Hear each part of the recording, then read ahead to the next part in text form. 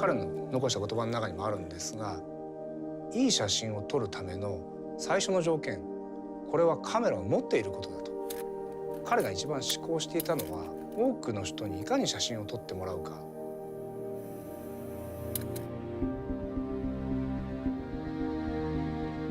1960年代に前谷さんというオリンパスの技術者がいましてね。カメラが当時はまだ高級品なので、前谷さんをはじめとする開発の方々が多くの人に使ってもらうにはどうしたらいいかって考えた中で、カメラ自体をもっと安く作りたい。当時6000円で作れないかっていうふうにできたカメラです。そして当時高かったフィルム代、現像代を少しでも負担を減らしたい。そうしたらハーフサイズのカメラを作ろう。そうすると倍撮れるのですごく経済的です。35ミリカメラの24枚だと48枚撮れます。それが非常に画期的だということで、使われた。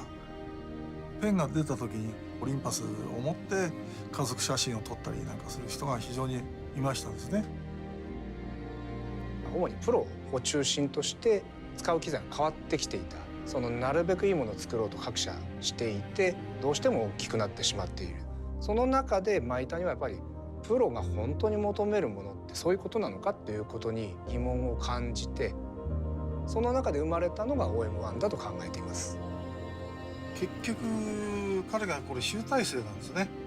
やっぱりかなり命が吹き込まれたカメラではないかなっていうふうに僕は思います。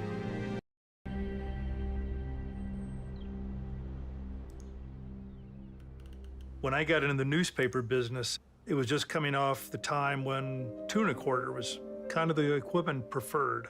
The guy that hired me came from the speed graphic day, the 4x5. As technology progressed, all of a sudden it was accepted that 35 millimeter was great for newspaper work.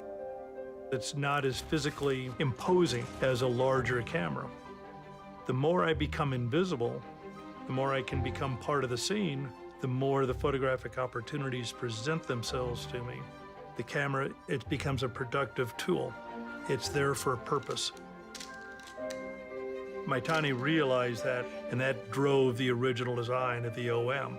When you put it in your hand, everything was where you wanted it to be.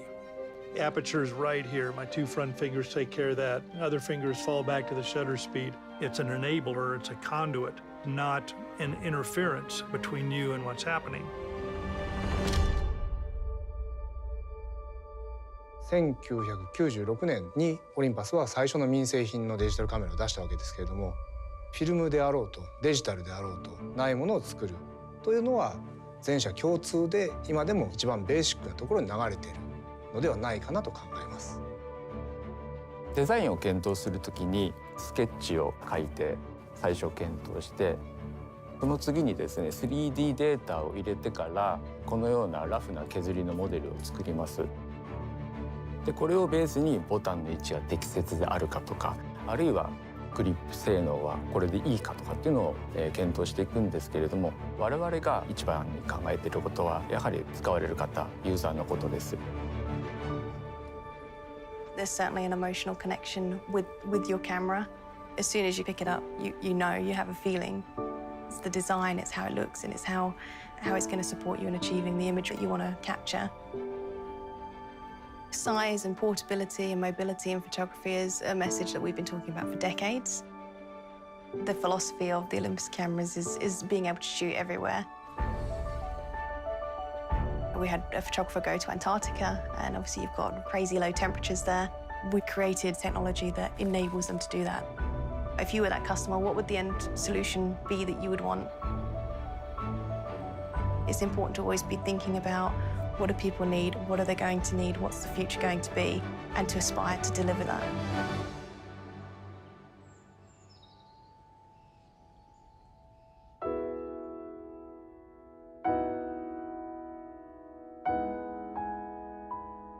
災害に遭われた方が取り戻したいものの最も大事なものの一つがやっぱ写真なんですね。それって単なる現像された紙ではなくて、その当時の家族の思い出がやはりそこに残っているってみんなが思うので、思い出を取り戻したいという気持ちがあると思うんです。つまり写真にはそれだけの力があると思っています。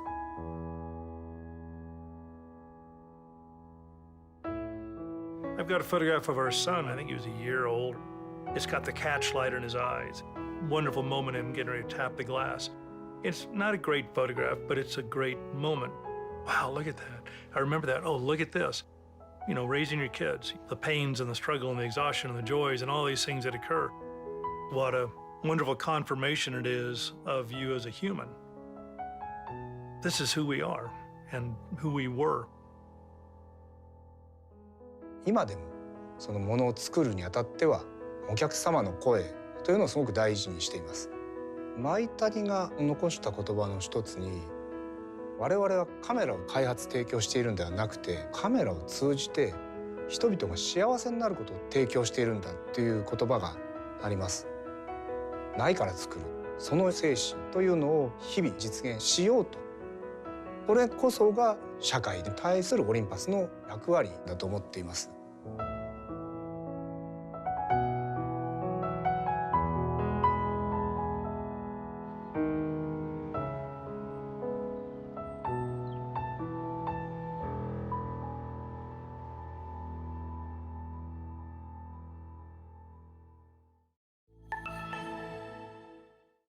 Good afternoon, everyone, and welcome to Coffee Time with me, Jimmy Cheng.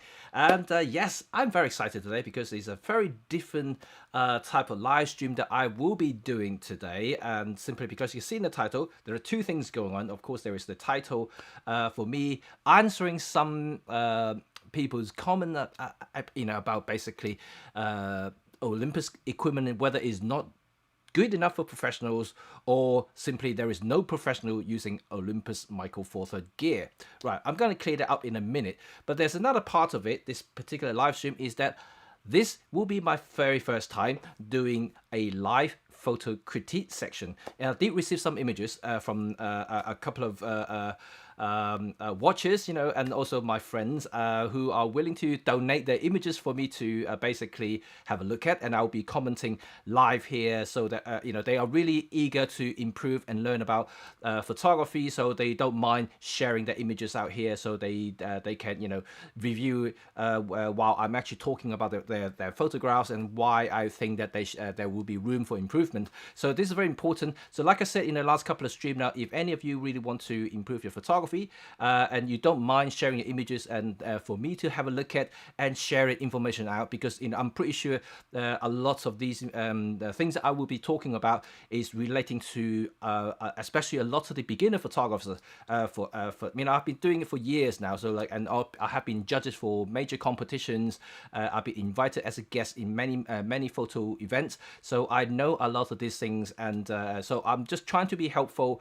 We'll give you some constructive criticisms. It's not so much about bashing your photo or anything like that. It's purely just looking at your photograph, analyzing it, and I'm going to demonstrate it and using a lot of graphical instruments. So I've got my iPad connected here, and which I will be able to stream it to the screen that you'll be watching in a minute, so you can see exactly what I'm talking about while I'm basically commenting it. So hopefully that works, because this whole entire setup that I'm doing today is the very first time I do it. So if there are any glitches or anything like that, please forgive me, because I have absolutely no idea whether this setup works at the moment. I'm still trying to find a way that I could basically do live demonstration better, because I used to have a graphical tablet, and unfortunately it's broken. So at the moment I do have my Apple Pencil, I have my iPad, so I thought I could use that, and so I'll manage to connect into this streaming app here, so I'll be able to share the screen, but I'm just hoping that the audio will come through okay. So without further ado, and let's start off with today's topic, right? But before I start that, can you notice something? Because this lens I'm using now is a test lens, right? Okay, and it's a very interesting lens. You may not actually notice the difference from my usual 17mm 1.2 Pro that I use for streaming purposes, because this is also a 17mm lens. You will have to stay tuned for my review for this lens, because this is exactly what I'm doing right now. I'm actually testing live. It's interesting. It's really, really interesting. And I have to say that the quality of this lens is surprisingly good. And I'm not really joking. And the price is very low. very low, and I'm not I'm not really trying to excite you too much. You just have to stay tuned for my video. But I have to see that it's menu focus, so I have to kind of adjust it every now and then just to make sure that I'm still in focus. But it looks sharp to me at the moment, just by judging on the screen there. But anyway, let's say hi to some of you guys before I go straight into our today's discussion, right? Okay, and I can see some regulars already here. So Andre, of course, first here. You're from Sweden. Recently got the only 100 to 400. Very sharp, a joy to use. Fantastic. I hope you enjoy that lens. For those who haven't used this lens, I reviewed it. I loved it. I didn't buy it because all of you guys know, you've been following me long enough, that I'm saving up for the Big Bang, the 150 to 400 Pro. Yeah, that is still my dream lens. So like, if I'm gonna buy that range, I'm gonna go for the Pro. And but that is at this moment in time, especially during pandemic, you know, and things like that. And it's not something I could easily fork out that sort of money, especially I don't use that lens to make money. I mean, I use other lenses to make money, but that particular is very niche. But I just want it. It's still my dream lens. And also Rick, hello there. Rick is, of course, is a professional photographer using Olympus since 1979. So it'll be quite interesting to hear his view about using Olympus stuff. And of course, we have Humberto from he's from Israel. He's a fanboy Olympus, great stuff.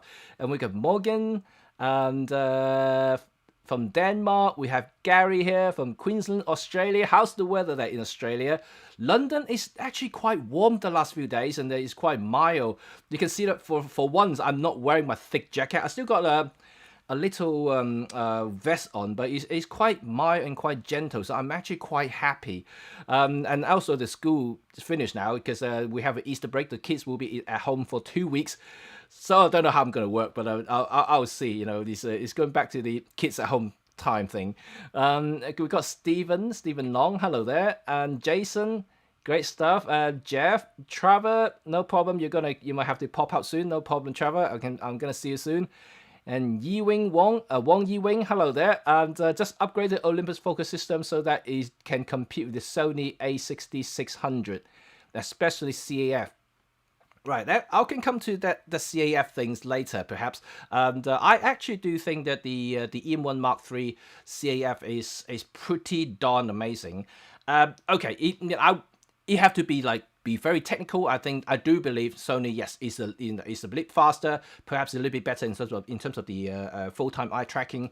But I wouldn't consider Olympus any worse, you know, than the top 3 or 4 cameras, to be quite honest. And it's certainly very capable in my eyes, because I mean I don't shoot extreme fast sports or very fast-paced, action-based photography, but I do like documentary. I do model shoots which involving a lot of movements. I don't do static shots, and I do occasional animal stuff, you know, which I require CAF, and I do movies, you know, I do filmmakings, and I do use the CAF in movie modes, or when I especially put when I put the camera on a gimbal, so I do use the CAF, and I do find no problem whatsoever about the CAF. I think it's plenty fast enough to do whatever I need to do. But if you talk about like outright speed, yeah, you know, the Sony will probably equal to Canon in terms of sheer speed, and they will be the 2 fastest CAF at this moment in time. But you never know, you know, the next flagship, you know, as we are speculating in the moment, at the end of this year, maybe early part of next year, that we may see some significant improvement. Let's hope so. So we continue to say hello first, and Camille, good afternoon from Denmark, and Mark, hello there. Jim, and great stuff here from Kansas, yay. And Andrew from Wiltshire, Jason from Michigan, and Gavin from Crete, hey, and KA, hello. Finally able to join the live stream. ZYC, hello. You've considered making a video about tips on how to maintain camera equipment or some. Ooh, this is interesting. I'm going to pop your comment up here just for a quick sec. How many of you want to see this video? Because I mean, I have been thinking about doing something like this, about maintaining your camera, like cleaning your camera, cleaning camera bags and things like that, because it is essential, I think, as a photographer, not necessarily just professional, because you want to look after equipment, right? So this is something that I did come across in my mind, but I don't know how many of you are actually going to watch it, you know. As a guy who you're generating a lot of content these days, you know, the last thing I want is that I spend a lot of time making a video, and it's only going to be 50 views. You know, the thing is, you know, I do spend time on it, and I know not all my videos are like very catchy in a way, because some of them are very niche, you know, and very specific to certain type of people. But if you guys want to see this sort of thing, I will make one, and then hopefully that it will be, I wouldn't say educational, but I would think it will be more of an essential maintenance stuff. Something that I you know, I learned over time and going from experience, and I've been in the field, like I said, about 16, 17 years now. I've been photographing for 20 years, so I know how to maintain stuff. I know that a lot of people actually ask me about cleaning sensor. I do clean my sensor as well. So for those who may want to see that sort of thing, although it might be a little bit scary and as if to look at, but I can guarantee that they're actually okay. So if any one of you want to see that sort of videos, and I can certainly consider doing something, but I actually have a lot of content planned, and one of which is actually editing. I might as well just say it now. And I'm actually doing planning to do a series of editing process and workflow, because I know many of you have been asking me for about months and months now, you know, since last year. And so I'm going to break it down. I'm going to break down my entire workflow and just chop it into little pieces, so that hopefully I can generate a series of these photography 101 editing series, so you can learn about the my workflow, if you something that you find in common or something that you may find it useful, and that will be quite good. And it's all I want is essentially passing on my knowledge and hopefully make you a better photographer and content creators. This is my aim, you know, this is my sole aim, is like I said, you know, you don't have to pay me to do anything like that. I'm just enjoy doing what I'm doing at the moment. And so I'm going to do that anyway. So the first episode is going to come up next week. So you're going to have to stay tuned for that. So like I said, this series is not just about, it's not about tips and tricks. It's not about setting your cameras, because I want it to be as general as possible. I want it to be a transferable skills, so to speak, so that, you know, even when you at some point, you know, may want to change systems, or you're actually watching this series that you are from Nikon, Canon, you can still apply the same knowledge. So there's no brand specific, is purely just my workflow. So I mean, I can apply this workflow whether I'm going to be using my other cameras and other systems. I still do the same thing. So this series is completely educational, and is no branding, nothing. And I mean, of course, I will mention about the software that I use, because this is my workflow, right? You know, whether you want to have any specific software question, you may ask if I do use it or come across with it. If I don't, and I'm pretty sure that most of the editing software, most of the in general, most of the software that you encounter these days will have similar features anyway. So I'm pretty certain that they're all transferable one way or the other. So okay, let's make that as a date, right? Shall we? Okay, let's continue with this. Jim, you have 75 1.8 arrive and refresh button browser. Okay, cool. Wow, you got 75 1.8 arrive. That's cool. That's a very, very good lens indeed. Let me continue to say hi before we continue our discussion today, because it's very important about that.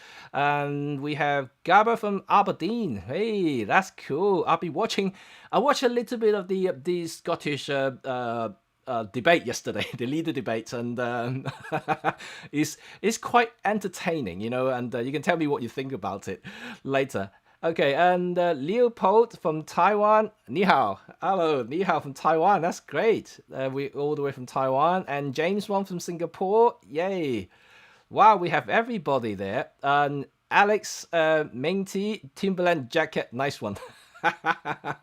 Thank you. Now, I do have a lot of Timberland stuff, and trust me. And we have George Bacon, of course, from and have Harvard, yes, hello, quite new with the photo, video, but like the Olympus for the weight and weather sealing for my nature expedition. Got the EM5 Mark III with the 1712. You have a very, very capable, and perhaps the same thing that I have right here now. This is the 1712, and this is the EM5 Mark III. I have it right here with me. Forget about the ring here. This is my my teleprompter adapter. So, but you have the same system there. Okay, we have Victor and Talia. Hello there, and Alex. Great stuff. And ZYC, Adrian, Caro. Hello, Caro. Please to the video. Okay, you guys really want to see that. Oh, right. Hello, Nat. Hello, Nat. There are plenty of pros using Olympus. Right. Okay, great. I'm going to stop here because Nat, welcome to the house, of course. You know, he's my great dear friend from Australia. And so there we go. Then what I'm going to talk about is professional, right? Okay. First of all, and you know, I don't know about your view, and whether you're a fanboy or whether you're just watching this particular thing just, as an outsider. Just want to hear what I'm going to say about professional using Olympus or Michael Four Thirds for that matter. Is that what's the definition of being a professional photographer? You know, and you have to understand the term professional first. You know, this is the most important part that will basically define everything I'm going to say right now. And if you don't understand what a professional is, you're just thinking that professional always use the most expensive, the higher megapixel count, the fastest AF, the latest and the greatest. You are completely wrong. You're totally wrong. In fact, I can tell you that a lot of professionals are actually quite the opposite. And let me give you a very quick example. Yeah, professionals by definitions are basically, I mean, I'm talking about professional photographers because obviously you have to be very specific, right? Professional photographers are those photographers who are making money from photography, right? Whether they're selling prints, whether they're providing simply a photographic services, and or anything to do with the camera, right? This is the only definition there. You're making money, you know, full time, you know, and using your camera like I do. I mean, my job is to use my camera to photograph people. That's my job, and so this is the only definition. And just to give you a very quick example about professional using older gear and the reason why, right? Okay. First of all, we don't always go for the latest and the greatest. You know, obviously there are some exceptions there, and depending on what type of jobs they have. For instance, obviously if there are like my friend and my also fellow ambassador in the UK, he is a professional sport motorsport photographer. So he needs the fastest camera possible, you know, and full stop. But obviously, you know, he's an Olympus ambassador, so he'll be using Olympus camera. So he will need the latest and the greatest, simply because his job demands it. You know, the faster the AF, the better he can capture his images, and that basically it. But for a lot of other photographers who are not as demanding, for instance, like I said earlier, you know, I use CAF, but I don't shoot things that are ultra fast. So like anything from, let's say, EM1 Mark II, the last generation's AF system, is perfectly fine for me. And I could even go as far as using the EM5 Mark II. This is the Mark II CDAF, contrast detect only AF. I can still use this thing to produce my work. No problem whatsoever. And the example that I was going to give you is that I came across a high street studio. You know, this is actually a franchise. You know, they're not individuals, they're not photographers. They're just a franchise photo studio. So who produce a lot of family portraits for people.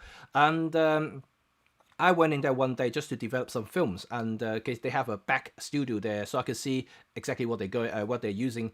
And believe me or not, and this is not before pandemic now, so it must be 2019. So imagine in 2019, these guys are still rocking the Canon EOS. Wait for it, 40D 40.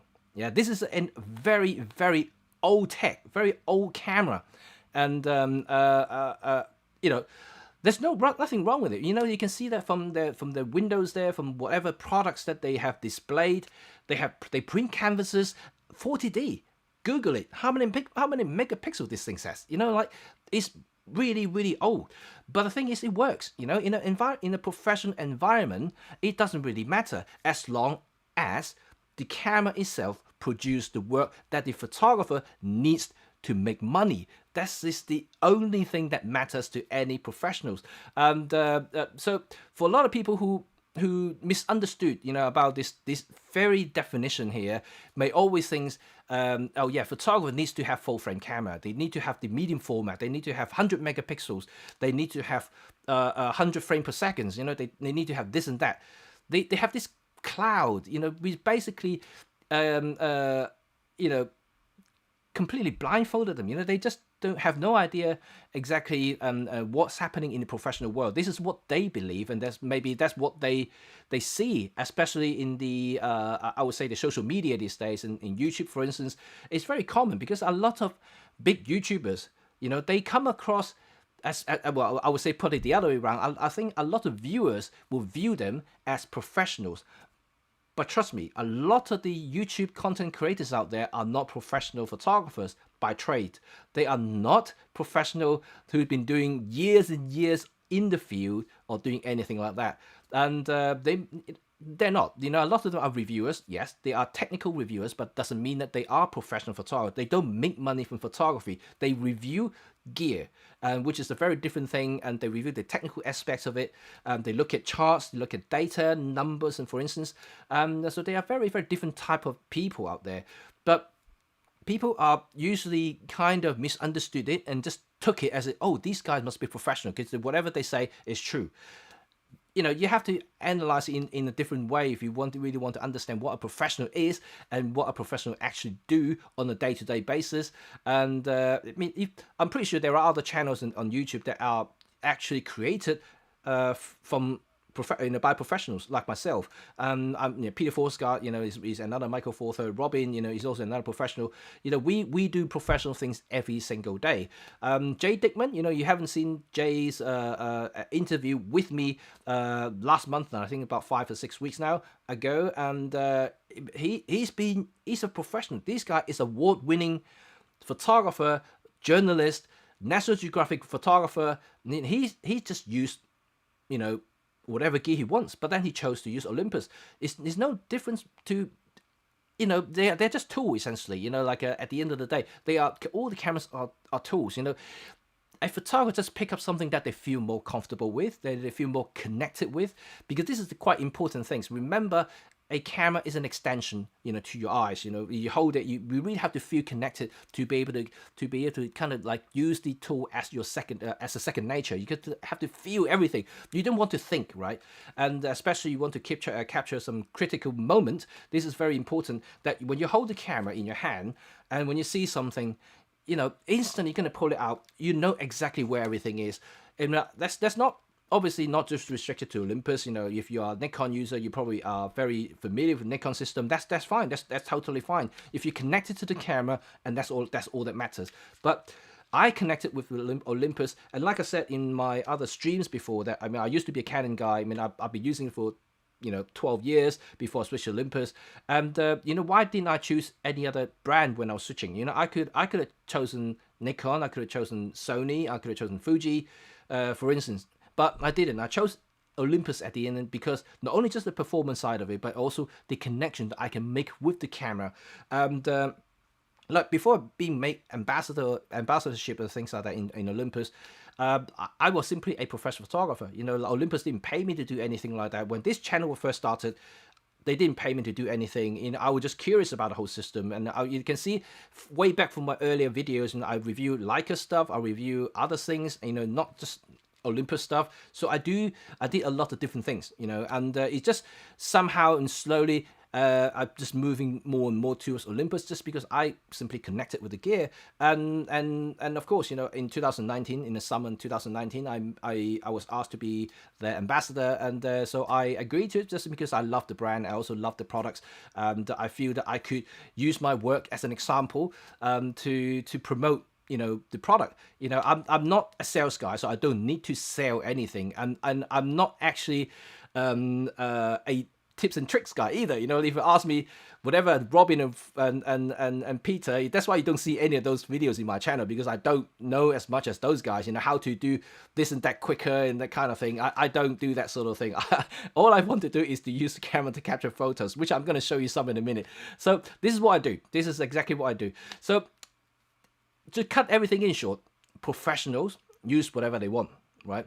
Not necessarily Olympus, it could be any other gear, but they can choose anything. And the fact is, there are plenty of photographers out there using Olympus and using Micro Four Thirds. And even look at in the filming world, yeah, in the filmmaking world, a lot of the smaller filmmakers, a lot of independent filmmakers, they're using Micro Four Thirds gears. There's Blackmagic Micro Four Thirds, there's Panasonic, there are still valid system out there. And more so, there are other cameras out there that are using Micro Four Thirds mounts. So it's no different. As long as you can produce your work at the end of the day, that's what that matters, right? As long as the client pays you to do your to get your work, that's all there is. There's nothing more, nothing less. So this is what I want to say about professional. I hope that clarify things a little, and I hope that people who are watching this video, whether you're coming from another background, whether you're coming from another brand, will hopefully make some appreciation about a professional. The difference between professional and amateur is that we don't see gears like most people, and as long as it works, makes our money, we are very happy at the end of the day, because we're professional. What is the most important thing is, apart from art, this is obviously the passion thing, but apart from that is to put food on our table, right? Using our skills and use our creativity and our tools to create those products for our clients. And this is what matters in a professional photography environment. So hopefully you understand that, and but if you have any questions about professional photography, I'm very happy to talk about it, especially that now I am also on Clubhouse. If you guys don't know Clubhouse, and I'm also doing talks every Sunday with Peter and another photographer from Nikon called Sean Cazell. So three of us are talking a lot of different useful information about photography in general, how to improve things, a lot more psychological thing, but you could do live question and answer stuff, which is a little bit different to YouTube, which you're typing the question and an answer. In Clubhouse is actually more like face-to-face on a phone call. You just basically speak, I will answer straight away. So this is a very informative platform there. It's very different, and I know it's only on iOS at the moment, but I've heard that they're going to open up to Android very soon. So if you are not in Clubhouse, if you're using iOS, you do need an invite. So if you want one, you can basically message me and I will be able to get you into Clubhouse. And so it's I have several invites available, so you can actually ask me anything on the Sunday episodes there. So that is all good, right?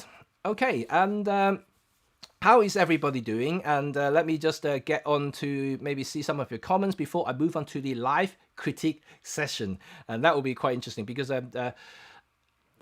critiques is hard, right? I don't want to hurt anybody's feeling, because I know, I've been there myself. When I first started photography, it's very, very difficult, to accept criticism. This is very true, because I have to say, because a lot of us, like I'm just speaking in general, you might be different, but I am. And as a photographer, we are quite stubborn, first thing. Second, we are quite I wouldn't want to use the word cocky, but then I want to say that we have self-belief. We believe that whatever we produce is good. It's great, and this is how I believe. As most photographers, and myself included, obviously. But I have to say that especially when you first started photography, if you don't get your work seen by a professional or seen by someone knowledgeable, you can never improve, because it's very easy. Let's put it that way. It's very easy to copy or to duplicate someone else's work. If you go to the same location, you're trying to time it, the same thing, sunset, wherever, you just take the same shot. You may be able to capture something similar, but ultimately, the reason why some of the famous photographers are so good at what they do, and why their work stand out, is because they have some magic. When I say magic, it's because they have certain visions, certain editing skills, and certain way of thinking when it comes to creativity. And everyone is different, of course. I can't say on your behalf because your eyes is very different, your thinking is very different. But there are some fundamentals there. There are some very basic aesthetic decisions that you can make to improve your photography, and this is where I am to help you. Obviously, I cannot correct a lot of the stuff, but simply by looking at your photographs, and I will be able to maybe guide you a little bit. So next time when you do something similar, you will be paying more attention to certain elements in the photographs, in the viewfinder, so you can adjust yourself, so you can you can take a better shot next time. So this is my aim for doing today's sessions, and like I said, this is open to everybody, and to be quite honest, this is what I'm doing, and just trying to help everyone there. I know all of you are my friends now, and I'm really happy about it. So a lot of photographers out there, especially, remember, you enter competitions, some of these people will charge you for doing just that, so giving you feedback. And I mean, I've entered some competition way back now when I first started photography. Some charge me £50 per photo for critiques. This is crazy, right? £50 just to get some comments, and it could be just 2 lines. And but it is what it is. And if you want to improve your photography, I think that at times you will really want to listen to some of the people saying. And I know it could be,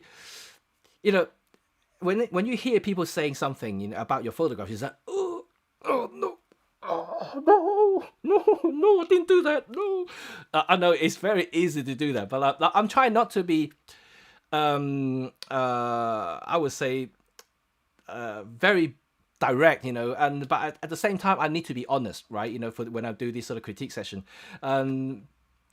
That's it. This is my first time. That's why I'm saying all this stuff. So in the future, if there are more critique sessions going on, if you guys send me photographs, I'm very happy to do so, and I won't repeat everything that I just said, because this is the very first time. That's why I'm just trying to clarify a few things before I start to do it, and just in case you misunderstood me in any way, or trying to, do this on the photos, and it's nothing like that.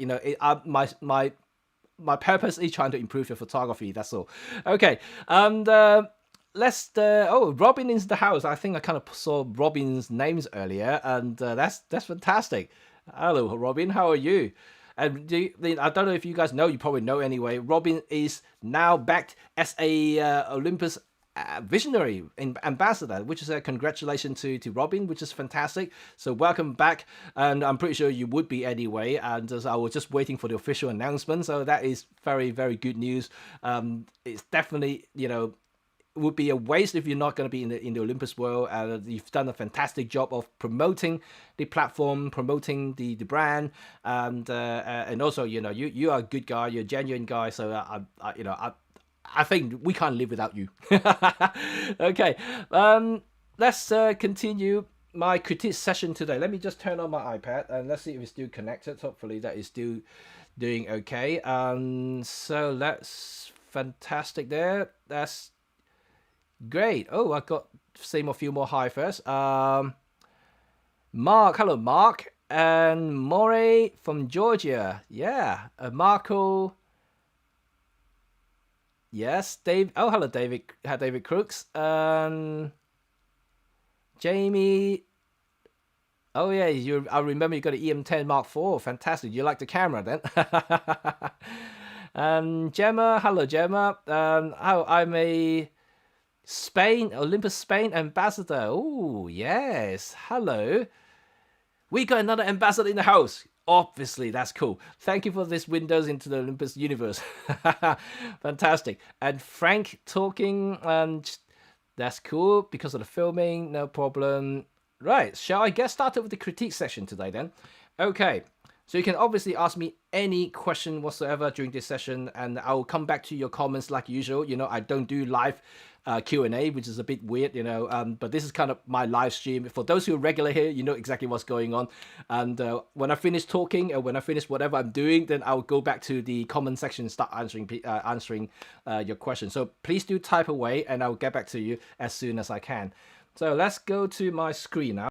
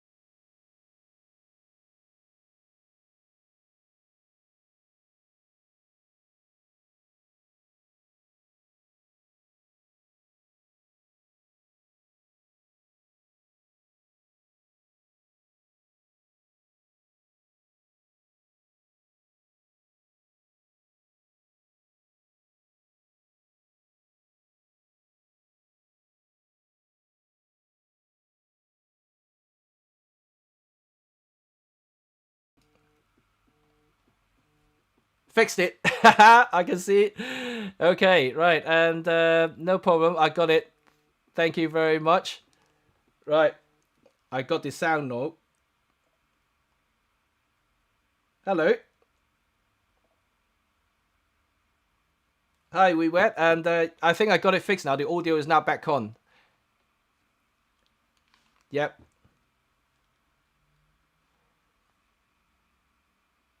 Okay. No problem. It's back on. Sorry, guys, and technical issue. Like I said, this is the very first time I do that. So let me start again because they obviously I probably wasted all my breath for the last 5 minutes. Okay, and okay, no problem. Let me just go back out, and I need to go basically remove everything, and then hopefully I can get started again. So first of all, this I'm gonna hang up now, so I'm gonna go back to the live. So thank you very much for reminding me that the audio is off, and that is so bad. Okay, sorry about that. The teething issue. So this is the first time, like I said, to set up this thing, because I have no idea whatever plugged in whether it works or not. So apologize for not checking the audio before I switch over to my iPad. But at the moment, it's working fine. Hopefully, you guys can hear me loud and clear. And I'm gonna start with my critique session finally. Okay. So I just have to restart everything again because obviously you didn't hear a single word that I was saying for the last 5 minutes. And so basically, Timothy is a Japanese photographer who now based in Greece, and he's been taking photographs for some time, and he wanted me to say something about his photography. And also he's a very keen learner. He's been messaging me constantly on Facebook, and we had a good relationship there. He's been learning a lot. I've been answering a lot of questions, so he's improved quite a bit actually.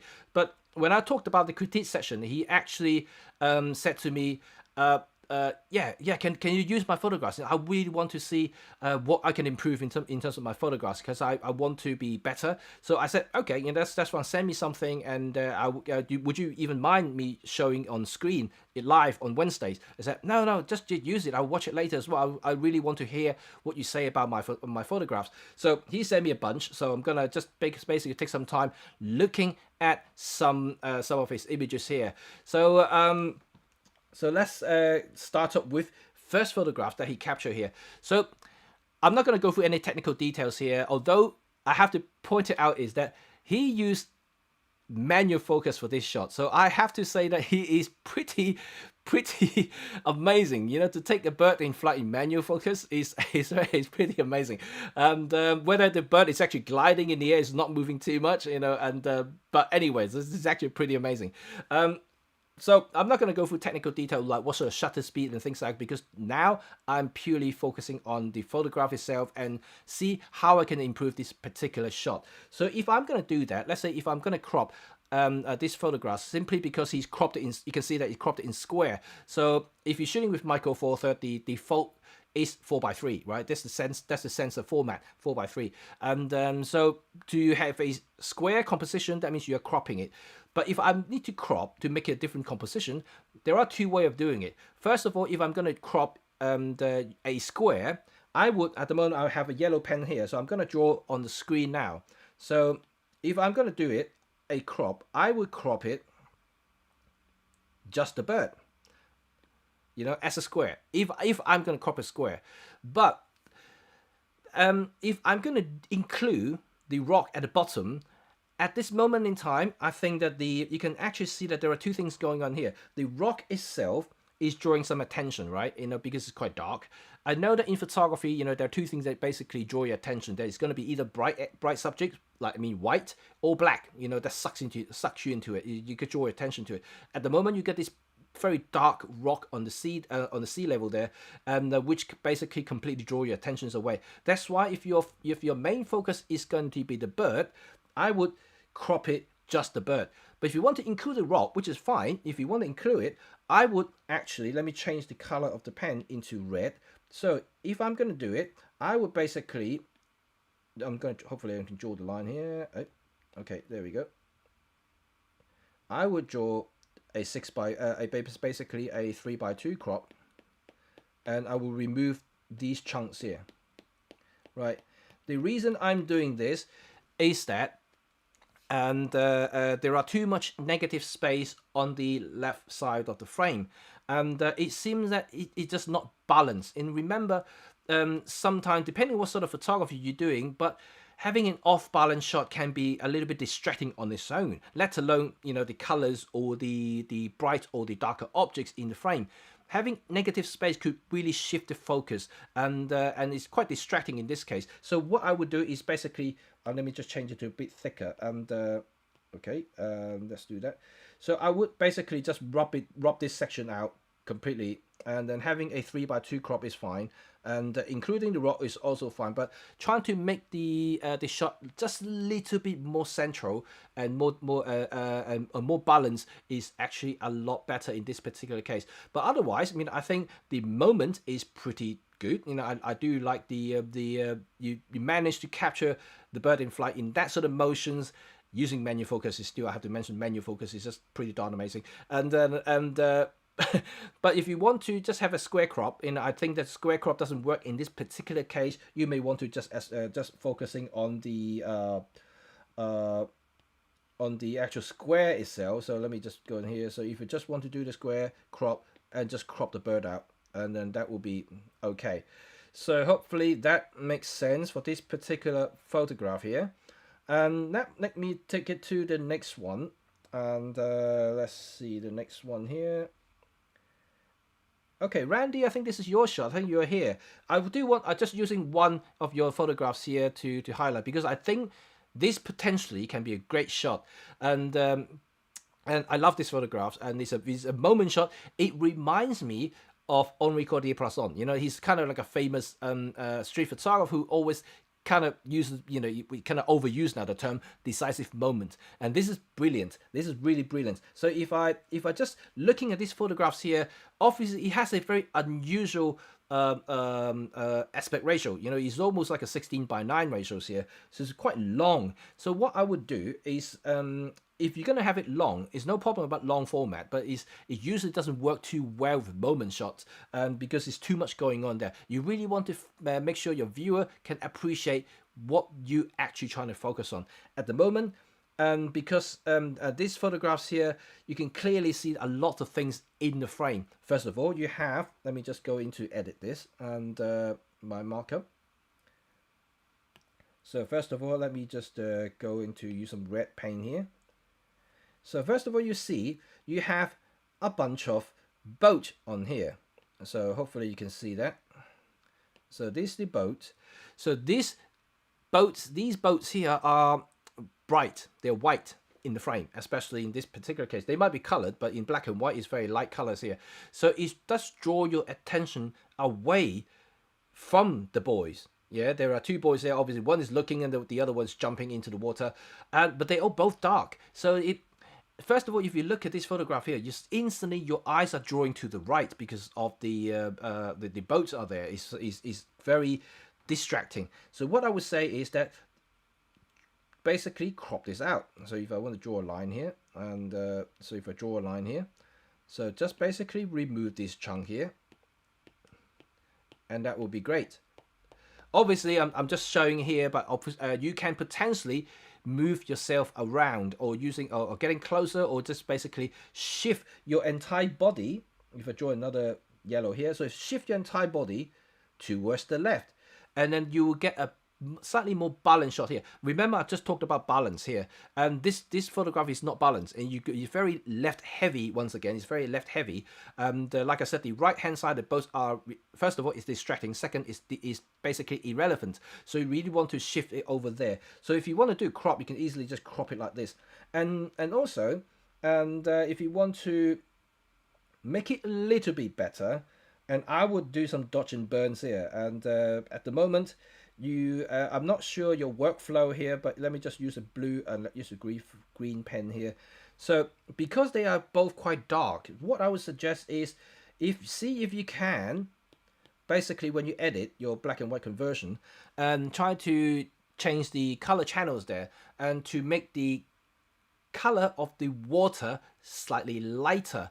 And I mean, if the water is actually green, you may want to add more green to it. So I'm not sure what sort of software you use, but if you use Silver Effects Pro, for instance, use a green filter, will lighten the water. And with blue, use a blue filter, it will lighten the water. So like you just have to just do a little bit of that. Then we'll make sure that these guys in the frame, and use a different color here, let's do blue. So these people here, you know, the two boys, will be more visible. And it's good. I mean, I like this shot, especially the motion in this picture is actually very, very interesting.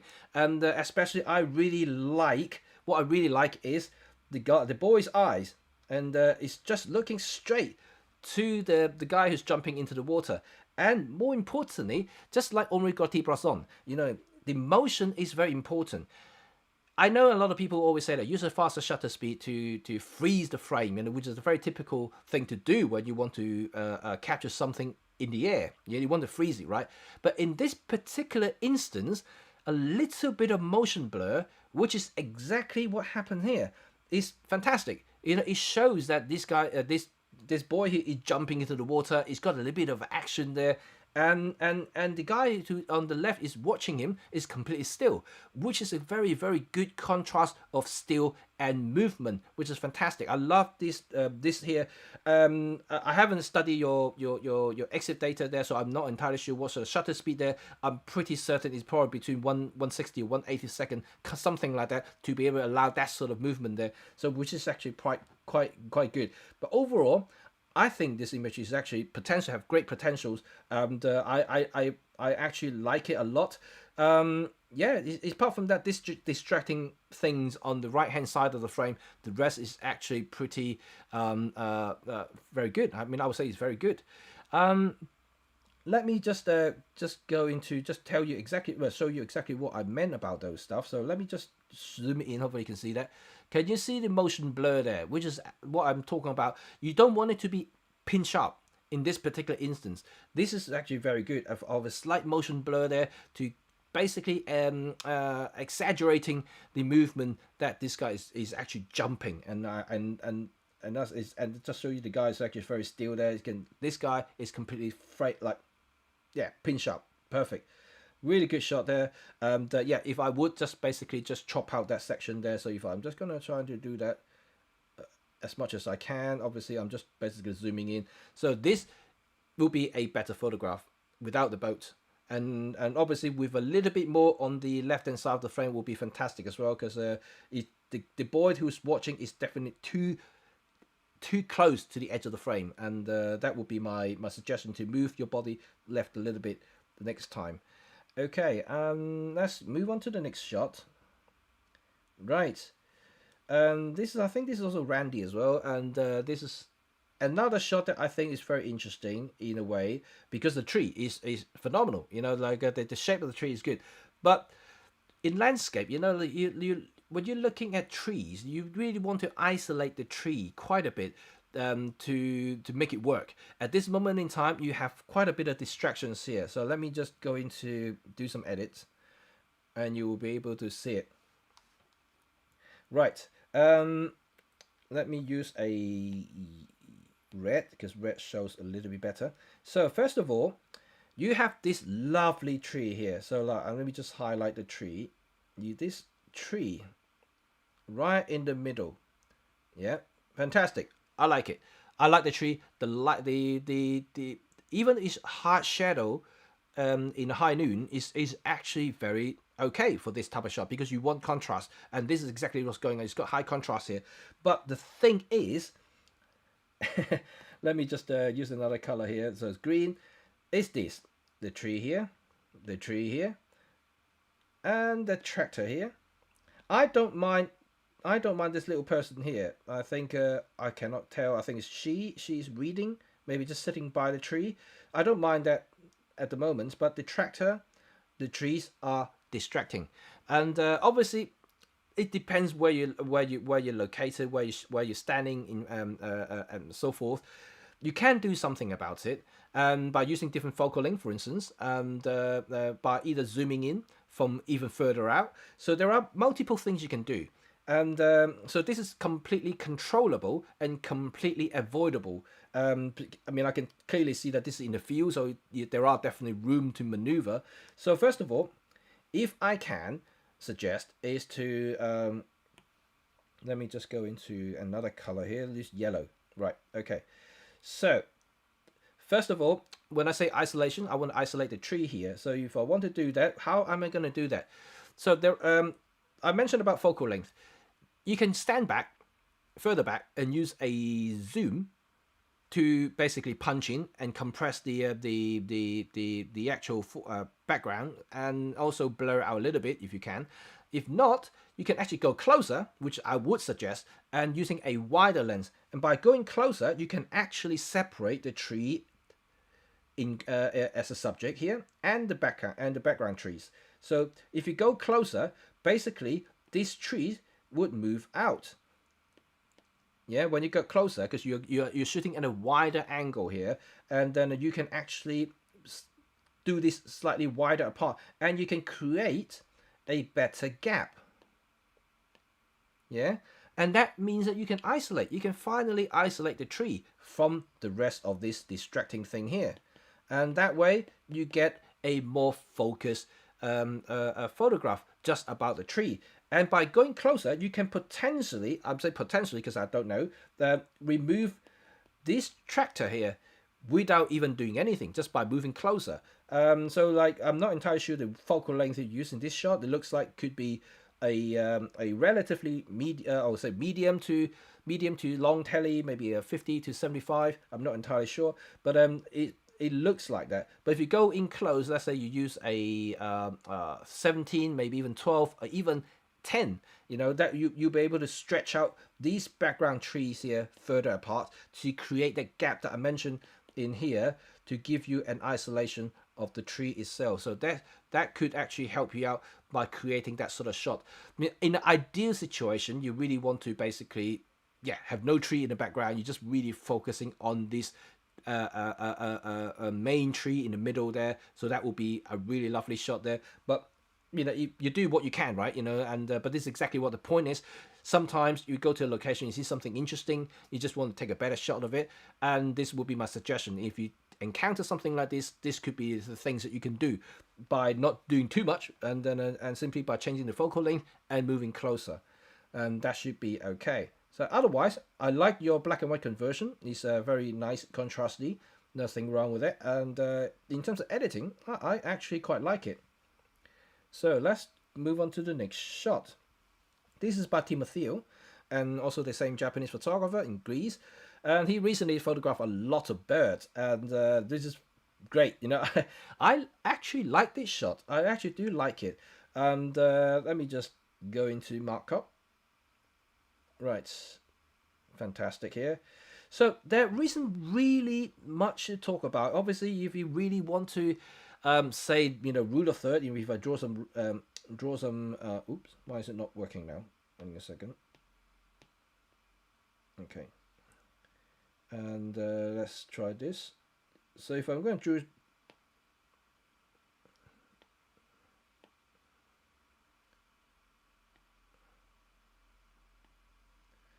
so if I'm using rule of third, of course, and this is just slightly off, but then again, don't worry too much about rule of third, and because it is very subjective, and obviously there are reasons why rule of third exists, because you know it's a common psychological thing as well, and but he's still kind of within that zone in a way that you can see that the bird, let me just change to red, you can see that the bird is still in the line there, not quite at the crossing point there. If I have to be picky, I mean, otherwise you may want to just crop it slightly here to move the frame a little bit, so that the bird will be at the crossing point here, but it's not really too bad.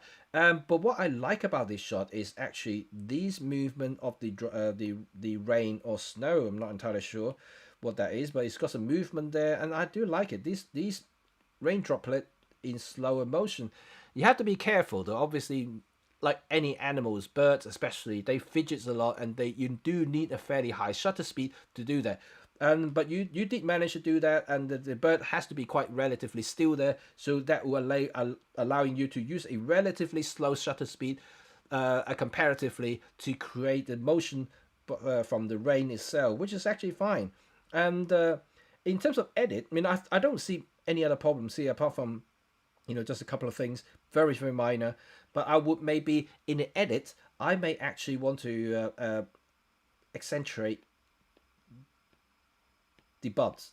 You know, at the moment it's kind of that purple tones there. I may want to really brighten them up a little bit, just to give a little bit of textures and a little bit of visual interest. The bird itself is fine, and I'm not judging in terms of image quality. Of course, it's not a lens review. I'm only simply looking at the photograph there. So it's totally okay. So other than that, I think it's pretty okay.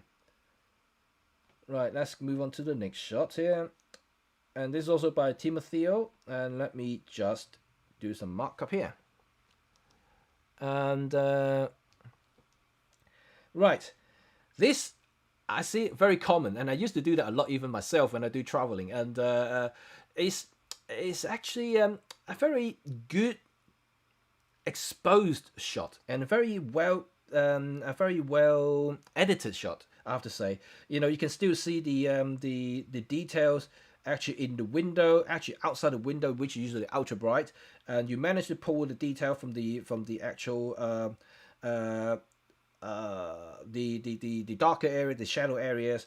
But what my thing is at the moment, I'm a little bit confused in this particular shot, is that I know you got a person there sitting there, and you got this line, all this leading line here are leading to this window.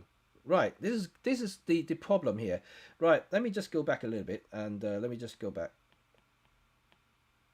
Right, so let me just use another color to highlight the leading line. So like this is the leading line I can see, which is great. I love leading line because that leads the subject to the view, right? But where does it point to, right? It points to this. It points to this area here. And this area at the moment is a window. Fine. If you want to photograph a window, that's okay. But you have this. You have a person here. Right. If this person, I think it's maybe yourself, and so if this person is the subject in this particular frame, and he's in the wrong place, and I would basically, if you want to do that, I think I may actually want to chop the frame here, and somehow, you know, it just doesn't quite work here because all the leading line just pointing to somewhere that doesn't give you anything apart from, you know, you got this actual subject sitting right here. So it's gone past that, and it to me is a little bit disjointed. And when you view the image, I mean, like I said, the actual photograph itself is very well edited, and I really mean that because you can see the details outside the window. You can also see all these textures, which I loved in this case, is the texture of the this particular photograph. All these details here casting the shadow from the window, which is fantastic. I think without the person, this shot might have worked. But at the moment, because the person's right there, and that is my only problem is this person right there that creating the disjointed experience, and just by looking at that, without a person is definitely okay. That would be my suggestions here. So let me just see if there's anything else here. No, I think that's it. But what I would like to see is actually a vertical shot. So if I'm just looking at that now, if I'm gonna do a green pen again, come on green, okay. If I just gonna highlight this bit here, yep, just basically remove these bits here.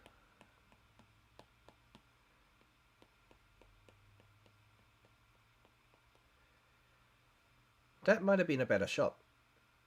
I think so. And but I love the likes here. I like the likes. The edit is good, and yeah, I'm still a little bit puzzled about the person. That would be my suggestion. I think the person has to be removed from the frame. Just purely looking at the window itself, and I would be more than happy to enjoy just all these details, all the colors in this frame here, which is fantastic, and the perspective, and yeah, in general, I think it's a very well exposed, well executed shot. It just the composition just a little bit off there, and by including the subject in the wrong bit of the photograph, maybe what's causing the imbalance. Right. Okay. Let me just go on to the next one. Okay. Right. That's another shot here. Good. Right. Let us see here. That's another photograph here. Lovely long exposure, and I don't mind this at all. And I mean, I see a lot of seascape photographs. I see a lot of coastline photographs, and I think when you do, there are two ways of doing it to make it interesting. Either you do it when it's basically in hurricane storm, you know, when the waves are 10 meters high, that when bashing into the shoreline, and that is dramatic. You know, that's one shot you can take.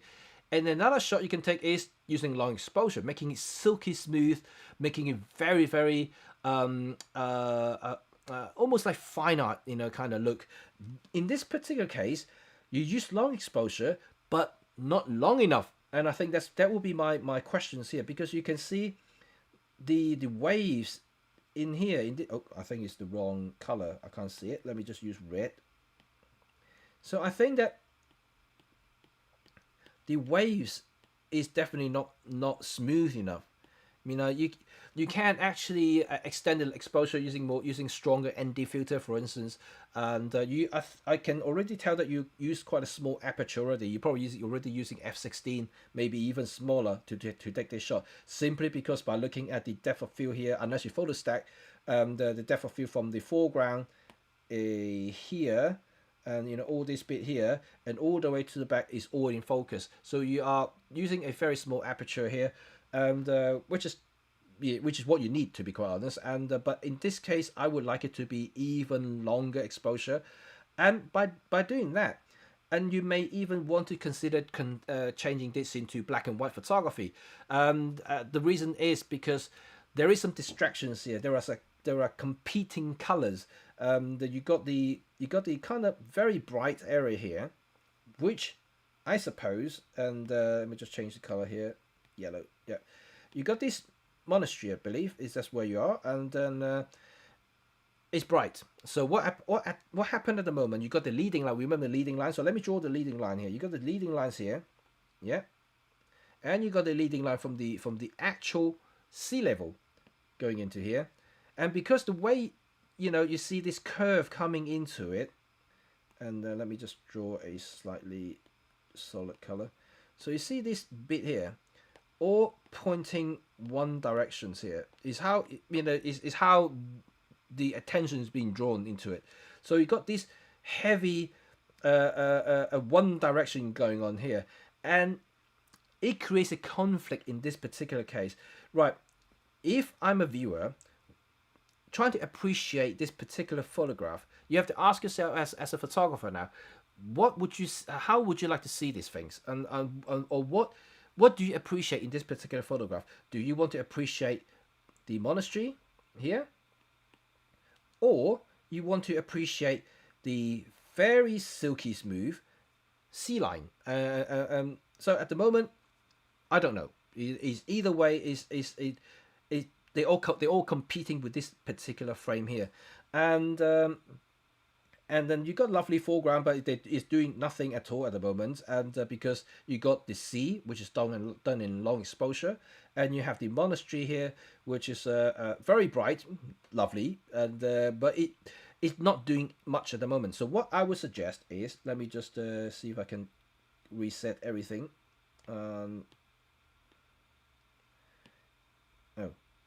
right, I can't let me just cancel. Let me just start again. So, right. If I am going to do it, first of all, I want to remove a big chunk of the sea. And so let me just remove it. So by cropping it. And this time I'm cropping it because I want to eliminate some of the confusion here. So by getting rid of this, and just focus, maybe just move the frame just a little bit on this side to see more of the monastery here, and make it more central. And that way you get a little bit of the sea, kind of you knowing that this is by the sea line there. Is actually quite nice. You got the foreground there, and you're kind of drawing the attention to the monastery. That's good. Alternatively, you may, let me just cancel it again. You may want to do a different one. If you want to just doing the sea, and again, I would just basically crop out the monastery. So I may even just crop it like this, or even better, by stepping, going this direction, the whole body move this way. So it actually stepping onto somewhere around here and looking into this direction. The reason why I'm saying that is because I think, oh, this got changes. Okay, right. Let me just do that again, and because this side, this section here is actually pretty nice. Actually, sorry, this section here is pretty nice here. So like I said, because it's competing, you don't want it to compete. You really want to either focus the sea, or you want to focus the monastery. Not both at the same time. So in that case, that if you're standing here and looking this direction, you got a very different angle of view, and then you can basically still get a lot all the sea here and all the rocks and everything, and you can still capture the motion if you really want to blur it all out by long exposure, but you get a much cleaner and more kind of more nature the focus landscape photography than competing with some architecture here. So that would be what I would suggest, is to moving to separate into these this particular photo into two. One is to focus on the monastery itself, and one is to do with the sea. So like split it in here, and you got one here and you got two here. But you know what, I just found something else. If you have a long lens, or you can even move closer, this will be interesting. I don't know what that is, but that is actually very good. I don't know, it looks interesting anyway. It's this bit here. Right, I don't know if you can see this. This looks majestic. This looks interesting here. And you got all these rocks here. And you got this. I don't know what that is. It looks like castle or something. It's really, really something here. And if you can use a longer lens, I think this should be quite spectacular. In this case, you are not really competing, because the rocks here will be the foreground interest. And also, if you manage to smoothen out the actual water itself, you get a very, very calm looking shot with the actual castle in the background or whatever that is. And I think, I mean, I'm just saying it because I don't know what that is, and it will look quite interesting. Maybe next time you can try this, because I know you live nearby, so maybe you can try that shot there and show me that particular photograph. I think I would like to see that. That would be quite interesting. So let's move on to the next shot, I think. Oh no, this is the last one. Oh, fantastic. Okay, so I've done everything. Okay, great. Let me just move up to my usual screen here. So how are you guys? And hope that you can enjoy the little bit of those kind of live commenting, live critique. So it, you know, I love looking at these things. I love studying photographs, and like I said, one of my biggest enjoyment out of photography is, I mean, apart from shooting it, is to actually interpreting other people's photographs. And every time I go to an exhibition, every time I go to a competition, I actually, you know, like to spend time just looking at the photographs and trying to read the, you know, what the photographers were actually thinking when he was taking the photographs, and why he took that shot. You know, a lot of the time I actually ask, myself and ask, okay, why that photograph exists? Why would he take that shot? Why that time? Why that particular moment? It's interesting because there are different genre of photography. Street photography is very, very subjective, and then a landscape is very artistic. It's different things altogether. But at the same time, you really want to understand why the photographer want to take that shot in the first place, because it counts a lot in the competition in a way that when you submit your work, it can't be just a general shot that you take. You can be very well executed, could be very well exposed and composed, but without the substance, without the actual meanings behind the photographs, you're not going to win anything. And because this is what sets your photographs apart from the others, because a lot of the people who submit their photographs are usually the very in the judges' eyes, they're very generics. They are too normal. So obviously you don't want to be normal. If you want to win a competition, you want to stand out. And to stand out in photography competitions, you need to have that extra bit, right? You have to pay more attention to the actual the meaning, the story, and also the actual directions of the photograph.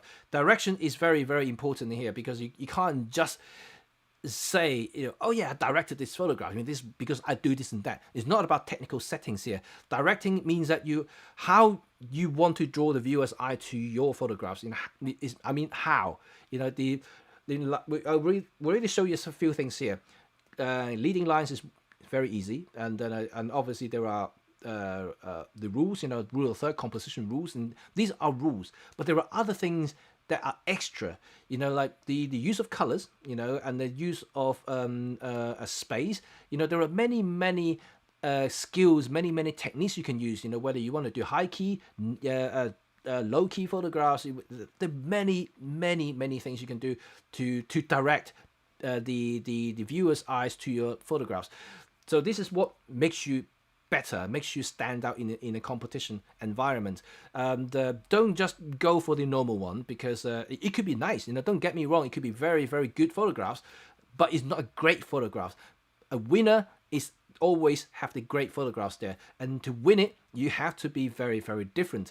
And that's why you go to when you go to you see these results, from major competition. You see these big photographs hanging there. You go in there, you see this photograph, you just stand back, you just look at these big giant print, you just look at them. It's like, oh, wow, just look at all these things. Your eyes read the photographs. Your eye would just look at things. You're being directed by the photographer, and that's exactly what I talked about, directions. And then it's fantastic. Once you learn that, once you master that directions skills, it helps you a lot, and trust me. And also, it'll be more fun when you're actually taking photographs, because it free yourself from messing around with the features. Don't get me wrong, the features are cool, man, especially in Olympus stuff.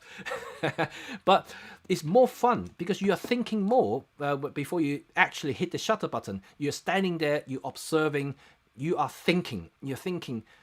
This is no longer a general click. No longer like that now. If you start thinking more, and that's when you're starting to improve. When you're thinking, oh, this is good, but I need to do this and that. You're starting to explore your angle. You're starting to explore different settings to create the depth of field, for instance. To create directions, create textures, create things in general in photography. So there are many things you can do, and but obviously I don't want to overwhelm you by all the things there. I'm trying to do it bit by bit. Obviously these critique session will help a lot by way of me saying things just by looking at the photograph. So if you want to participate, you're very welcome, and you can basically email me in one of these social links here, and for future references. Like I said, I hope that it didn't injure anybody, didn't hurt anybody, but my sole purpose is trying to help you guys improve in your photography, and to make it more fun. Because don't forget it, photography is all about enjoyment, right? Whether you're going to be professional or amateur doesn't really matter. As long as you enjoy taking that photographs, that's what matters. But I just want you to go the next step, more than just taking your lovely cameras out there, go to a very nice location and just just snap a couple of photographs. I want you to become better. Just going there, spend a little bit of time analyzing the light a little bit, analyzing these, whatever is there, and trying to, make something happen. And being a creative is very difficult sometimes, especially when you're professionals. Going back to a little bit of professional talk there, for me, for instance, when I was doing location weddings, this is this is one tricky thing that no one actually appreciate, or no one actually understood, is that I, as a professional, I need to satisfy my clients, obviously, and that they pay me for my creativity, to pay me for my eyes, right? And not very often, I will come across these things, but then it does happen, right? I would say that not 100% of my weddings are going to be glamorous, and for instance, obviously people who hire me, and I do usually go to very nice places, nice castles, nice whatever, like really beautiful places all set up and things. But there are also clients who don't have their budgets. They hire me, but they don't have a lot of budget for the rest of the stuff, and then so the venues may not be as extravagant, or in other words, may not be as presentable, but it's down to me as the creator to make something work, right? In that sort of instance. So you just kind of have that, all this experience that I learned from what I just told you will enable me to create that sort of thing, the directions, because the direction is very important. You once you master that, you can actually create something from nothing, almost. And then so in that instance, whether you're going to be professional or not, it will help you dramatically. And when I was doing wedding, for instance, like I mentioned earlier, so when I go to really not so nice places, and when I do wedding portraits, for instance, so how am I going to make it work? So I just have to look for something that could potentially distract. I wouldn't say distract, but distance the locations, yeah, and by means of, even though I take the shot at that particular place, but it doesn't look like it's in that place in a way. So I hope that makes sense. And so even though they know it, the couple really fully aware and of everything. Even like they did when we had the consultations, and the client actually speak to me. We our venue is not very nice, but hopefully that you can make something happen. So they know, they're fully aware of it. So, but obviously I would say, yes, it's no problem, and I'll make something work. But of course, this is my duty, and I did it. When they see the photos, they actually came back to me and said, "Wow, how did you do that? How did you actually make that happen?" I said, "Yeah, that's my trade secret." There's no trade secret. It's all about here. It's all about the eyes, all about your creativity at the end of the day, and how you manage to direct your viewers' eyes, and that create the difference. So hopefully that that will give you some sense of part of my thought process and also understand the word directing in photography, because it's very interesting field, and a subject to talk about. It can be very, very deep, very difficult to understand, but I'm trying not to overcomplicate things here, but hope you get a point or two what I just said earlier. So if you guys interested in my future critique session, you're very welcome to participate. And people who already submitted the work to me, I'm pretty sure they're going to continue submitting to me. So yeah, I'm going to expand this, and hopefully that I will be able to help. So hopefully some of you, and I know you might be very competent, you're really very good photographers, but there are a lot of beginners out there, and which I'm trying to help, trying to improve the game, and even just like I said, if you really enjoy photography, it's not just about going to a nice place and click, just take a couple of snapshots. You really do want to go back home and edit your photos and eventually enjoy the photographs, and maybe even so proud by sharing to your friends and family. Say, look at that, and they give you the compliments. It's, wow, look at that photograph, it looks awesome. This is good. This is all rewarding, right? This is all rewarding experience. This is why you're taking photographs in the first place. And it may not be a tangible reward like monetary terms, like prices and things like that, but sometimes when you take a brilliant photographs, you're happy. It makes you happy, and this is what what we're talking about all the time, right? Photography makes you happy. You need to be able to enjoy this passion and to allow you to go further, to allow you to continue this for years and years and years to come. This is all that is. So that is fantastic. Let me go back to some of you guys' comments, and hopefully you guys enjoy my critiques and some of my comments about the whole photography philosophy and a lot of the I wouldn't say technical, but then I would say a lot of the thought process an artist would go through, and how I, as a judge, would usually look into when it comes to competitions. And obviously there are more things I can share, but this is only the very first time I'm doing this. And next time, I'll guarantee that I will mess up with my audio. So I do apologize for that silence, for I don't know, 5-10 minutes silence there. And yeah, I'm completely unaware of until I see the audio monitor saying that there's nothing, and then we wet call me. So there is no audio there. So, oh gosh, what happened? What did I do? I'm just so ignorant there. Sorry, I just went ahead and do things and I completely ignore things again. So I do apologize. But anyway, hope that was a good session, and let's go to some of your question. I'm gonna scroll back a little bit and then see whether there are any other comments that you may want to any comments you may want to make. Right.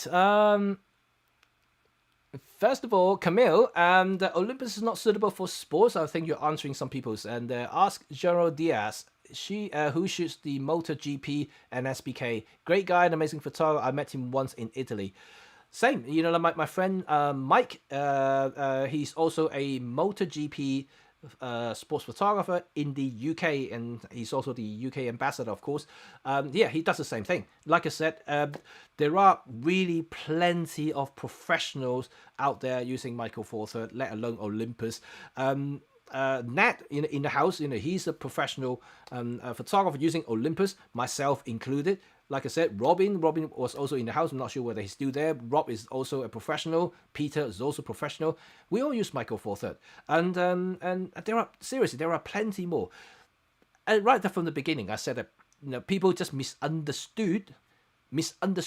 Simple misunderstanding what a professional photographer is, because they just often think, yeah, professional is using full frame, has to use full frame. You know, there's no other way to do it. There's no either full frame, medium format. There's no crop sensor. Crop is amateur.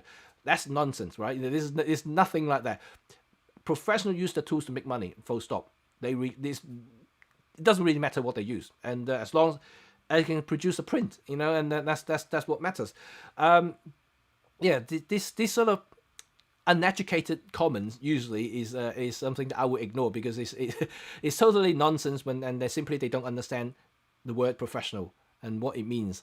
Yeah, okay, let's go to another one. And I can see Kay said I'm too focused on it. Yeah, that I was ignoring this sound issue.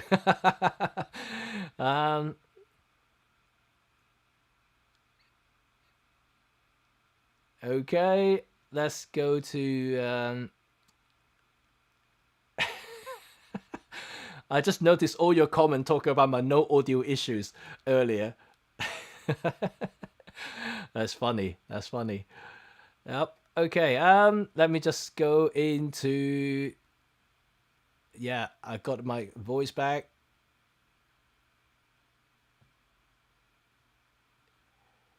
Right, let's say Jess. Okay, I missed the Olympus colors and a lighter kit. Former owner of the OMD EM5. So what camera with EVF and good autofocus do you recommend for everyday use when it comes to family and travel photography?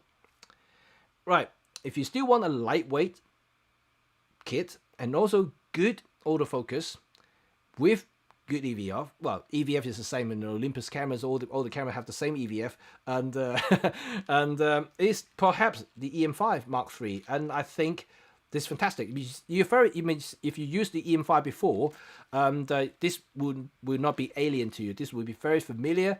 And in fact, the EM5 now is so good that it's basically a shrunk version of the EM1. So yeah, you will have no problem with this using this.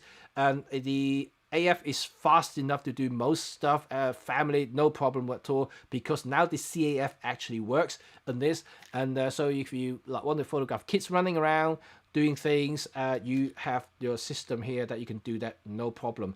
But of course, if you want the latest and the greatest and the fastest, the EM1 Mark III will be another choice. It's slightly bigger than this, slightly more expensive than this, but obviously it's faster even. So if you want to do that, there are two choices there you can have, or even go back to the older EM1 Mark II if you want, and which is essentially the same as EM1 Mark III, just bigger, slightly more pro body, and better sealing, and also got a metal body, because the EM5 Mark III now is not metal, not like the one you had before perhaps, and this is now a polycarbonate body, which is lighter, but some people may not like the plastic body, they still prefer the metal body. In that case, you will have to go with the EM1 Mark II.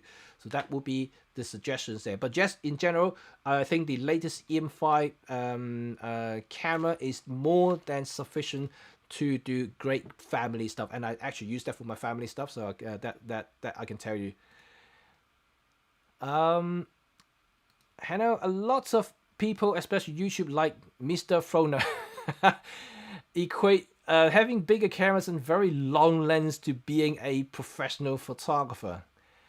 He does, doesn't he? And then I actually used to watch his stuff a lot, and but all he ever talks about is shooting 25 frames per second with a 600mm lens in a stadium.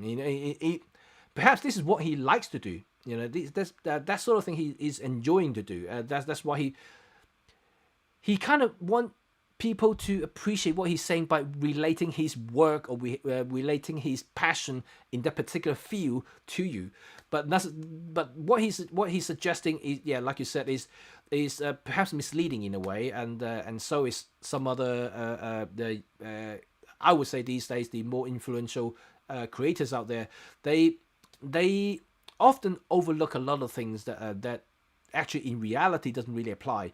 For instance, a good example is Mr. Tonei, and I don't know if you guys know Tonei, and he shot, if you go to the channel now, he used to be very good, but nowadays he shot everything wide open, like he just creating this sort of unreal shallow depth of field that looks just wrong in most cases. And it's okay to have a little bit of depth of field there, like what I'm doing here.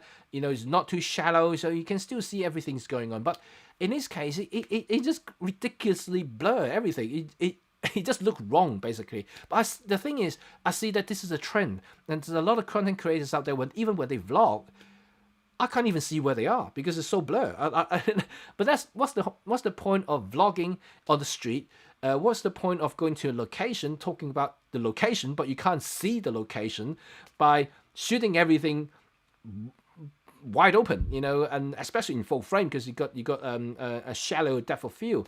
It's just incredible how people associate that sort of characters as let alone professional, but also useful. It's not useful. It's not even aesthetically pleasing. It's just too much, and it's almost like when if you're a chef, you're cooking, and then you put too much artificial flavoring into your dish, and eventually ruining the dish, because okay, you have a lot of raw ingredients there. It's really beautiful dish.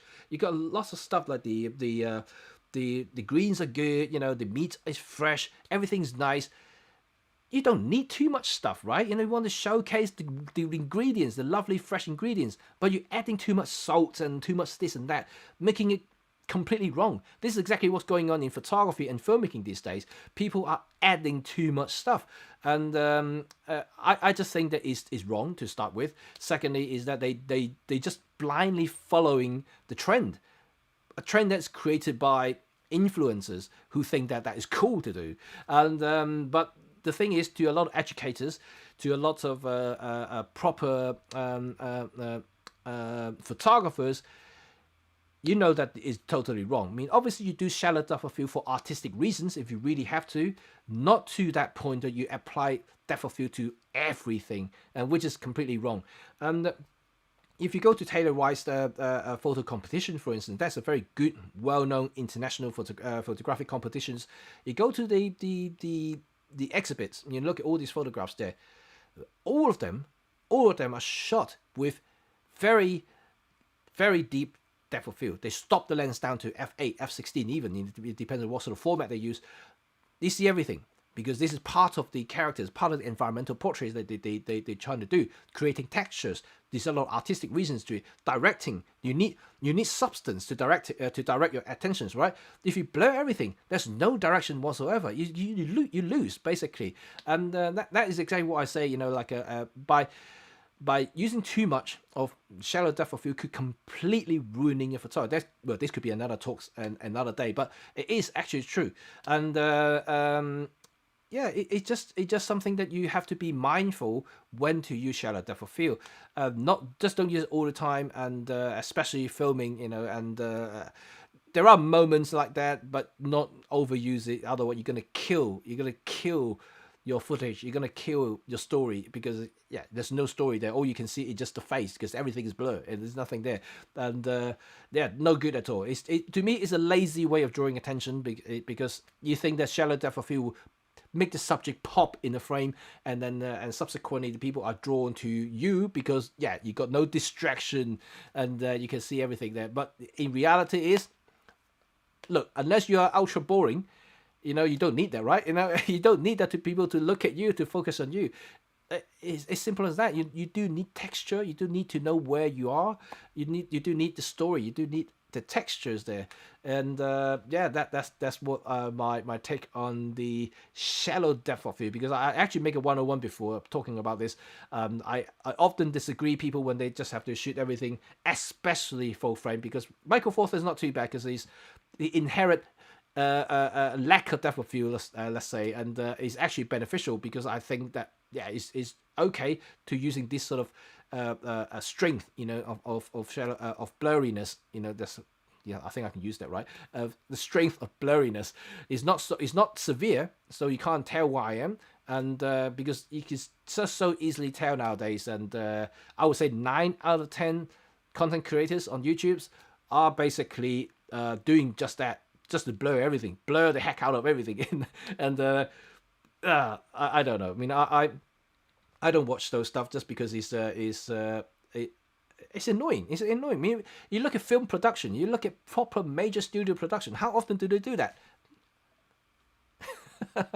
No, that's the wrong thing to do.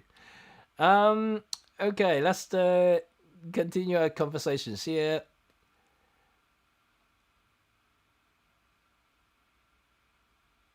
Okay, Randy said yes, and maybe walk to the right to get the distracting trees out of the frame, and then the square shot. Right, I think this is what we replying to earlier. Lawyers, physicians, accountants, engineers, teachers are the only professionals. The legal term where they're actually subject to additional legal responsibility that couldn't apply to photographers. Well, I don't know. Well, to respond to you about that, in my parents' eyes, that's for sure. My parents never actually believe what I'm doing now as a profession, and I can guarantee that, because she always think that I had to be an engineer, I had to be a doctor, I had to be a solicitor, because they are the only professionals there, and they still think like that, even though that my mum is slowly believing that I can actually make a living from photography, only just starting. It is what it is, But however, the world is definitely changing, because I'm not sure whether you read the news about a couple of years ago now. Apparently, in the States, done a survey about all these young teenagers there, about the top 10 professions that they want to get into. Content creators and YouTubers are actually within top 10, so they consider, this is a professional, and that's what they seem to believe nowadays. Well, it is. You can actually become a professional a YouTuber, for instance, and make money and make a living from it. You can. There's nothing to stop it. At the end of the day, like I said, the definition of professional is you make a living from whatever you're doing, and then whether it's going to be photography, teaching, swimming, whatever, anything, right? Professional boxers, they make a living from boxing, so they are professionals. that's it. Like whether you win or lose is another thing, but you are making money from it. So this is a interesting way of looking at things now. People don't believe there are so many different professions out there, and obviously the obvious choice would be what you just said there: teachers, doctors, engineers. Which I mean, I became an engineer because at the time I was studying engineering, I became quite good at it, and then my mum was very proud of me.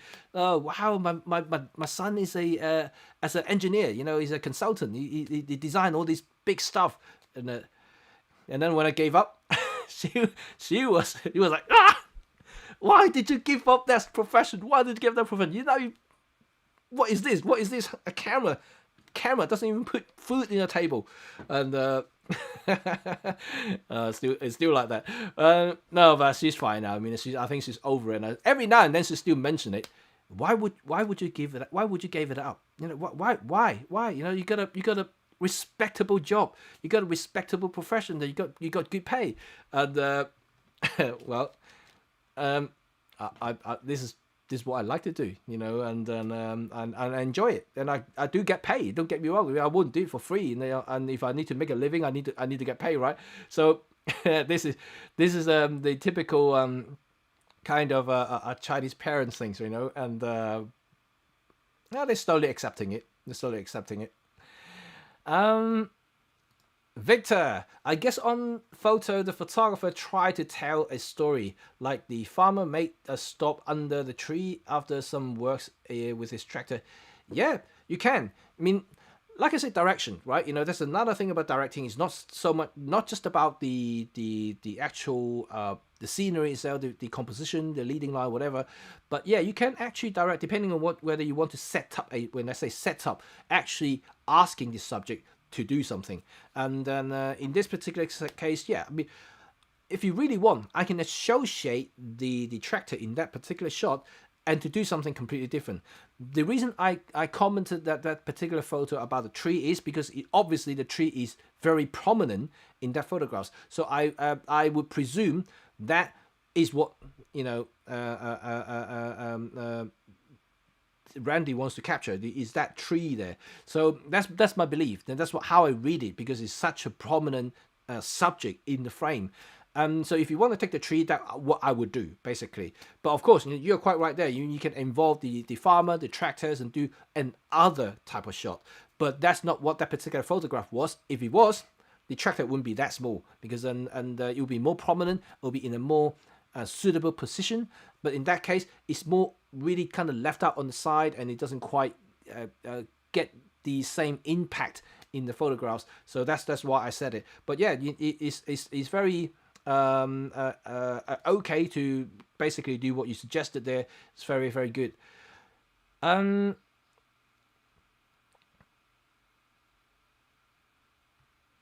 Reflection in woodshed. Knowing what was in the photographer's head at the time would help. Yes, this is definitely, and this is my job as a judge. When I'm in competitions, and I have to read them. I have, obviously, like during the culling stage, which we call it, when we have a lot of submissions, when we have to look at all of these photographs, we will have to kind of first pick out the aesthetic side. It's just simple things that stand out. You're gonna pick up, oh yeah, this it's very quick. Those because you got so many, you just have to be quick. So you just have to kind of get the one out that stands out to you aesthetically. Just kind of get the initial punch. Then after that is when you starting to once the culling is done, once the selected images are there, and then you starting to read and analyze each photographs and trying to understand exactly what's going on and why the photographs did that shot, why did they do that, and then trying to read behind the scene exactly, see the directions there, then see why this subject is here, why the lighting is like this, why the leading line is like that, why everything, why. And but it's fun, in a way. It's fun. It takes time. It takes a lot of time, a lot of effort, but it's fun at the same time to really try to understand photography. And this is like I said, if you master that, if you really learn how to read photographs, it's fun when you actually create photographs, because once you learn how to read, you can definitely learn how to create, because when you create, you're starting to use the same thinking, same mindset, and looking at a scene in a completely different way. And that's when you kind of like going to the next level of photography, and that will be really, really good. Okay, and Manila, I love the tractor. I have the farm here in Philippines, and I felt the pride of owning a tractor.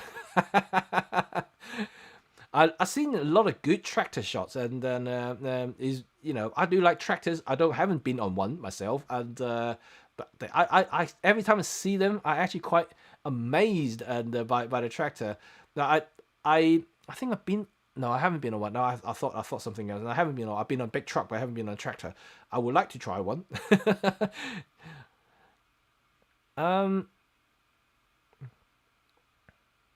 Right.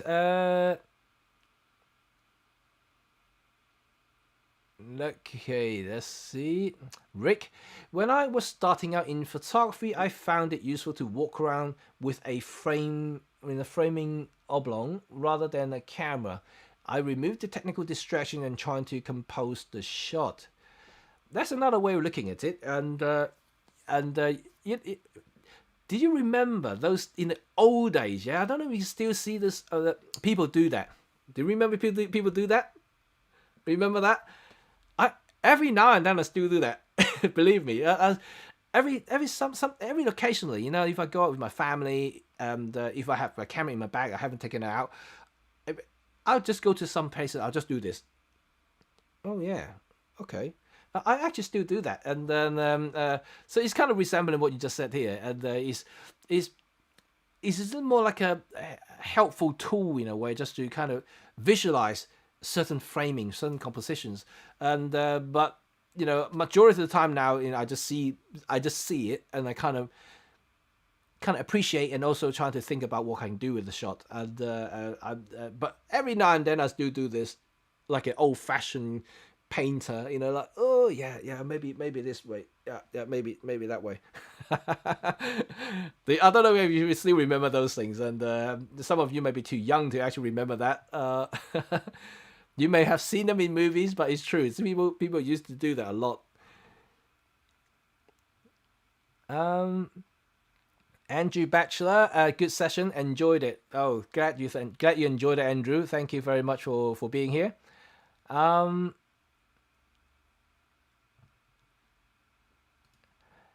like the rule of thirds because it helps against choice fatigue. That is also true. Choice fatigue is very, very true. Right. There's also a saying in the commercial world, not in the photography world, but it's also very relative, and by means of choices. Sometimes when you have too many choices, you simply get confused and you lose direction. As simple as that. And when you have something that kind of fixes you, you can just attach to it. You get less choices because your brain always just associate one thing and then one thing only, and just kind of do it. And that is a good way for professionals sometimes, because and especially we do day in day out, and sometimes you just get into the job, you get into the location, you got a client waiting there, you really want to just do that. You don't want the client to wait, because sometimes I experienced it a lot of the time. Yeah, you always think that as a professional has to be creative all the time and things like that. And then if I have to tell you the truth, I can't be creative 24/7. I'm a human being. I'm not a machine. So there are sometimes I have mental blocks, and then I have something. Sometimes I just have no juice whatsoever in my brain. But what would I fall back on? I will fall back on these rules, these rules works, and I know there's a formula there, and I know it will work. Clients may not see it, but I know when I can't perform, and I will have to fall back on these sort of rules.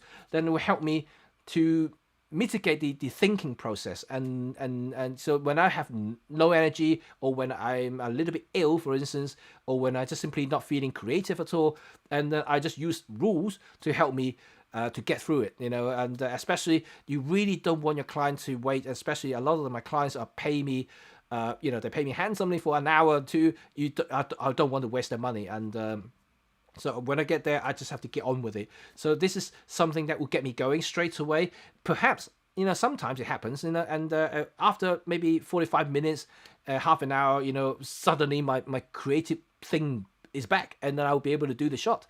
properly. But sometimes it just doesn't happen. And in that case, yes, all these things will get rid of that choice things that that Rose is saying here, because it's a very important point to make. And very thanks for that for saying that, because it is true. Something that I haven't mentioned a lot, and especially in the professional life, that you do when you do things 24/7, day in day out, you shoot thousands and thousands and thousands of photographs. You know, you can't be saying that you can be creative for every single shot. You can't. You know, it's a reality. And like I said, I'm not a robot, and well, actually, robot is not creative yet. And but it is, you know, I can't be that person all the time. Even if you're a professional racing driver, you cannot be always, you know, at that level. There will be times that you're going to dip a little bit, and in that case, what do you fall back on? You have to fall back on something that you can rely on, which are rules. Rules are set there. Try and test it. Is usable, is functional, is appreciable, is everything is there. So you don't have to worry about that. So that means that you still have to have the understanding, good understanding, and good skills in those kind of level. This is the basic that you have to learn, and once you master it, of course, like I said, you can step out of the comfort zone, start breaking rules, start creating your own directions and all sorts. And so it is interesting about the rules there, which is what you said there is perfect. And Mock, hello there. And is it worth buying EM10 Mark III now for enthusiast photography? I shall mainly do street and city and some occasional landscape. Oh yeah, perfectly okay. That would be my answer. If you're just enthusiast in photography, yeah, street and city, no problem at all. You know, it's a very capable camera. I have it right here. I have the exact camera here. This is the EM10 Mark III.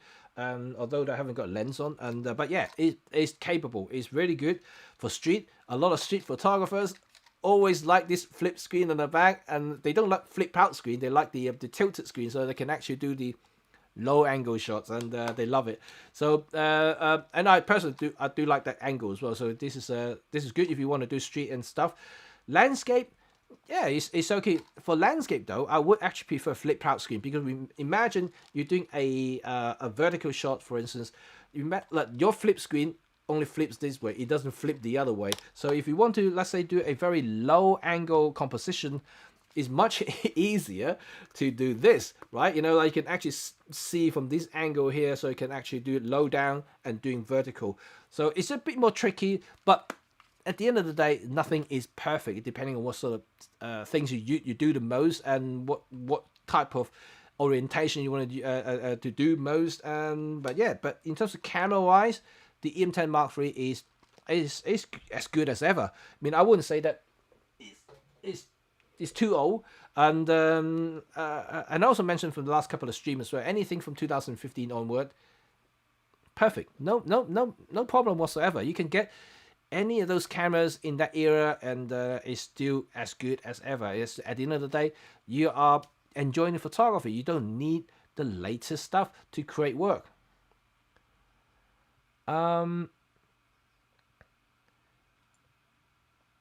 Right. Okay. Randy saying photo contests are subjective to the viewer. To the viewer, but not to the judges, because depending on the judges, and judges are impartial, of course, so they have to be impartial. They, you know, like, viewers can have different ideas, but as a competition judge, they will look at certain characters and certain points or certain aspects of the photography or in their photographs that they can actually mark. And so it's very, very different, because quite very often, you know, like for instance, I overheard people when in a photo competitions, when the result was announced, when they see these brilliant pictures hanging on the wall and on the walls, and I see these people like walking around appreciating everyone's, and I overheard every now and then, I overheard people, why would that shot won the competition? Why would it be nominated? You know, it's nothing. So this is the viewers' ideas. This is the viewers' thing, because they either they don't understand the direction, either they don't understand the actual photograph itself.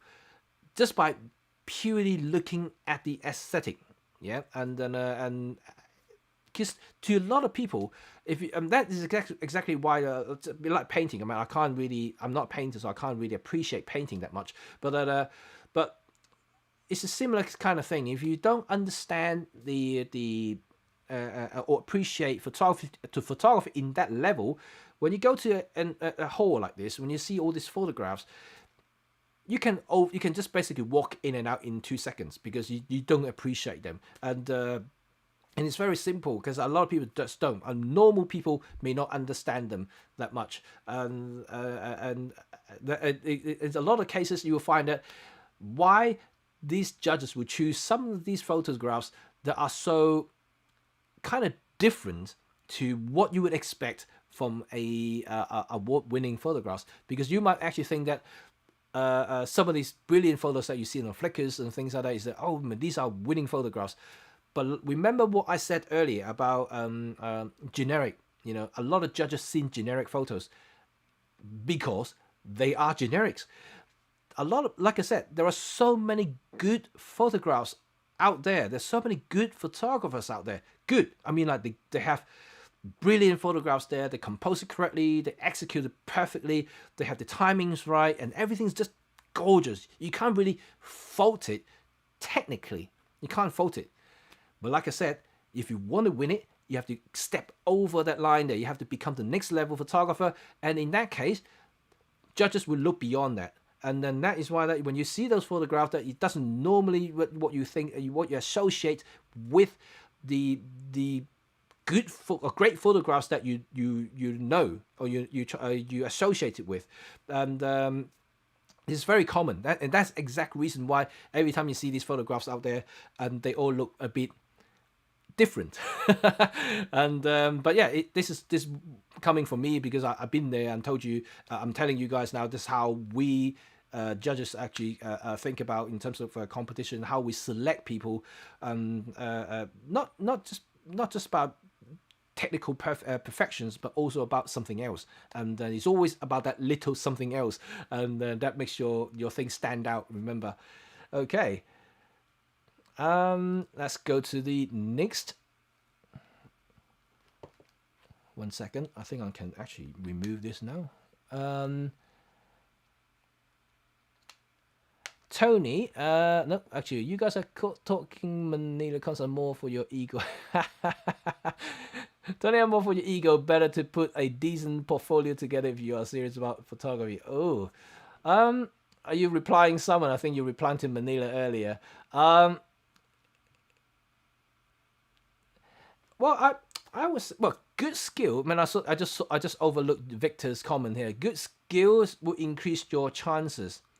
Well, I would say good skills is a must. You know, like I said, you need to be technically perfect first. You need to be, and this is the base point you have to do, and but I'm talking about winning. Winning is another thing. Winning, you need that extra little bit there to make your thing just stand out, and you need to have that extra, and in terms of creativities, your executions and stuff.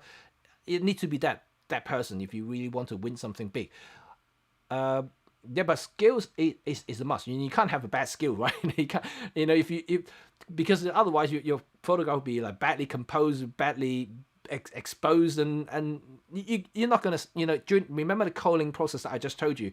You wouldn't get through that stage. And the culling is when we see basically pictures that pops to, straight away. Not necessarily analyzing the content, but straight away the visual, the actual aesthetic visual attention that we get from the photographs. So you need the basic skill first. You need all those skills to be perfect before you can even get through that stage. But the extra step is for the after. And for that next stage, that's when you know that you've been selected, and you have a chance to go up to the next level judge. Okay. Hatso, and taking snaps makes me happy. Yes. Happy. I do snaps all the time myself. You know, like I don't necessarily take a masterpiece every single day. Sometimes I just enjoy having a snap or two. Like I'm testing this lens today, and I'm just taking some snaps of nothing really. And well, during lockdown, I can't go anywhere. I can't shoot anything. So all I can do is basically snapping around when I'm picking my kids from school. So all the test images that you see in my lens review and is usually taking around my school trips. And that's all I can do at the moment. Emily tap in, thanks for doing this great critique. Thank you for I hope you enjoyed it. And Emily's a brilliant macro photographer, and you should check her Instagram out. It's actually pretty awesome. She was doing a tour for Get Olympus in the US last week. I think it was last week. It was brilliant. You know, like I was listening to a bit, and before I heard that my kids was calling, so I had to kind of exit it earlier. But yeah, she's brilliant. Just check out some of her work. It's fantastic.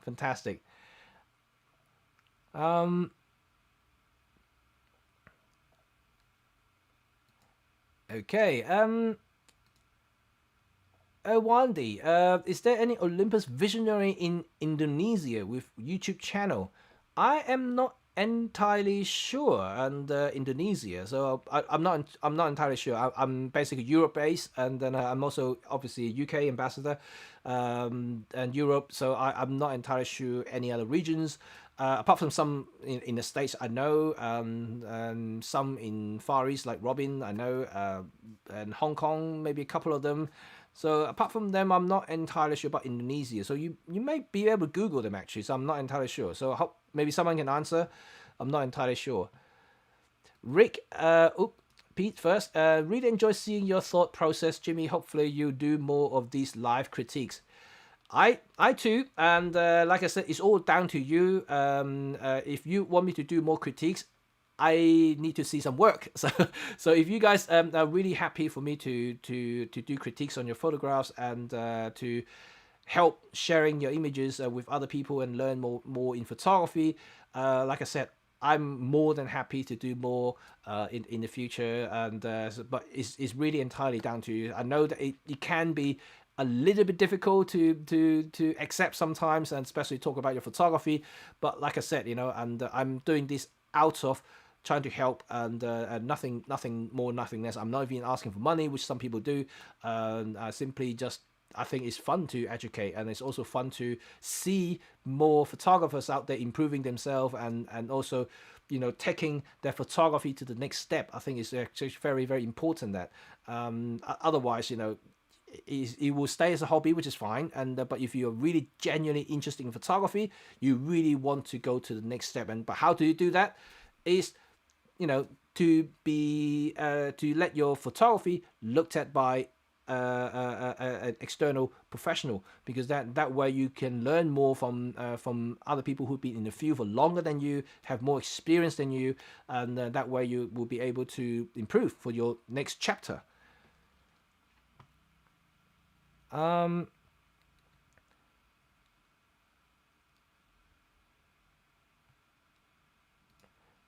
Camille, absolutely take customers to beautiful locations and blur everything out. You talk about the earlier comment that I made. Well, yeah, this is happening so common these days about blurring things out, and that's why camera conspiracy always use the term now, Tonei, and Tonei is I love his channel. It's funny. It cracks me up every single time.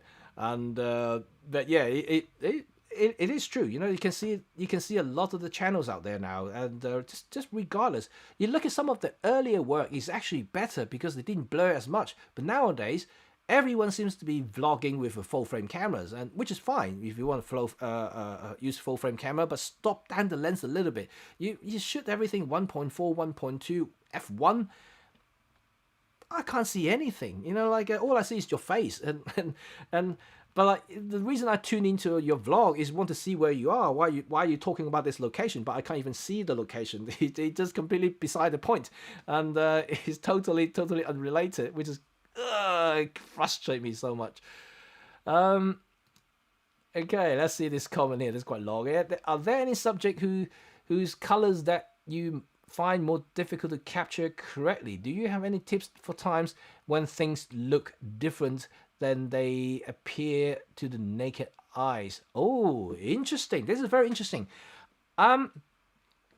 Yes, I have. Well, I have some tools to help me do that, and because I don't want to leak too much, because I actually made the video. It's coming out next week, right? It's Photography 101 editing series, and this is I actually talk about this well, a point that is directly relating to what you're asking. It's about color. I know is in different cameras have different kind of sensitivity to certain spectrums. Yeah. So some cameras is better in capturing red. Some cameras are better in blue, for instance, whatever. So it just really depends. And I do think that in general terms, Olympus are actually very accurate and very good. So is Canon. Canon is also very good with color science. Not so much in Sony, although they have been improving quite a bit over the last couple of years. And Panasonic is still, to me, a little bit too magenta. Fuji, I don't know Fuji. Fuji is good. Don't get me wrong, Fuji is good, but I think too relying on the film simulations and too much. And if you don't use any of the film simulations, the colors are okay. They're not bad. When you put in the film simulation, it's cool. It's actually cool because it does remind me of the good old film days, because I used a lot of Fuji film negatives and positives before when I was shooting film, and so it does remind me of that. But the thing is, if I don't use the filters, the presets, it's just purely looking at the actual file, the colors are just quite normal to me. It doesn't really pop to me. For me as a professional, I want some good datum point to work with, and in that case, I need something that will give me very natural, very true to life colors. And in that case, there are only a handful of companies that can tell you that are good with that, And for instance, I already told you Canon and Olympus. Hasselblad is very good with the colors, and so like. There is only a handful of companies out there that I would say that I could just work with a raw file straight away without tweaking too much. And then when some other companies, I have to tweak it. And like I said before, I changed to Olympus, and I did try some other companies' cameras. I tried different raw file, trying to just try it all out, just to see whether I would fit into anything, or anything would fit into my workflows and my work. And at the end, I kind of starting to do tick boxes but as a photographer, in photography, what is one thing that's important? It's colors. You need colors. You need colors to be accurate. You need colors to be good, and then you can start working on them. If the color is wrong to start with, then you first have to correct the colors, and then you have to mess around with it. So like, it's an extra step that I'm trying to avoid. Remember, I run a business as a professional. Time is money, right? I'm trying to skip that step. I don't want to correct colors to do work, and so I'm trying to get things as accurate as possible, and that's why I praise Olympus for that, because it really is something that they do pay attention to, is the colors. They have very natural skin tone, like the one you're looking at me now. I haven't adjusted anything. This is live, and I haven't done anything. This is actually a flat profile. I didn't even use any picture profiles. This is flat profile on here, and you can see it's actually pretty good. But I did adjust a little bit of gamma in my streaming software, but that's only it. I'm only adjusting a little bit of a contrast there, and that's all it is. So very straightforward, and you get natural color straight away, and I love it. Right, and I'll just stay tuned for my video. So hopefully that will help you a little bit, because and also in subsequent episodes, I'm starting to introduce some tools for you to help you get better colors in post productions, and also to help you capture better kind of like on set colors as well. This is something that I as a professional use, and something that you may find it helpful, because it's quite a lot of time white balance is a very, very major issues there, especially these days. You use auto white balance, for instance, although they're getting better, but there are times that still look a bit odd, so you need something to really correct that. Have a datum point. Like I said, always datum point is actually very good to set the white balance. Either use a gray card, which which is a very old-fashioned way to do it. You can get grey, kind of like a reflector thing, tiny thing, and fold out, basically a grey card, but it's foldable. You can have one of those and just take the measurement first before you photograph, and just set a custom white balance there, and you can get it all done in one go. Or you can use other tools like the photo cube, for instance, which I'm going to show you. Very easy, very good, and very portable. You just basically ask your model or whatever, just hold it in your hand, just one shot, snap, and that's it. Put it down, and then basically your white balance is set, and that's good. Right, okay, next one here, and Raj, some bloggers have the tendency to display themselves rather than what they are trying to. That is also true. That is also true, and I wouldn't disagree that. But the thing is, they are vloggers. Then they're supposed to vlog about the area, and then if I can't see the areas, then what's the point of me watching, right? I'd usually just switch off after like 5 seconds if I don't see anything, and just like.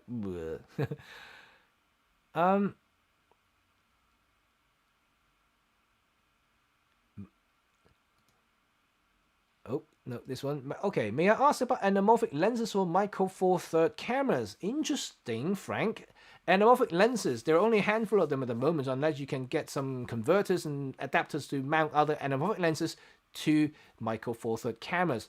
I don't know what you want to ask about them. You mean like conversions and things like that? It's okay, it's easy doable, and you don't. I know there are cameras out there now, they have anamorphic mode. Basically, they would de-squeeze it, and then in camera, so you can get basically a converted image baked into the file. You can do it in post. You don't have to worry about it. Although on your viewfinder it looks a bit weird, because everything just stretch. But if you can actually get an external a monitor who have the anamorphic de-squeeze function, so you can view the actual footage in a more conventional way, so you can actually see what's going on rather than everything just stretched into flat thing. Or no, not flat thing. I mean like a stretch out subject, which can look horrible. But yeah, you can do that. I shoot anamorphic a little bit, not too much, not really my thing, and but I use external monitor to do that.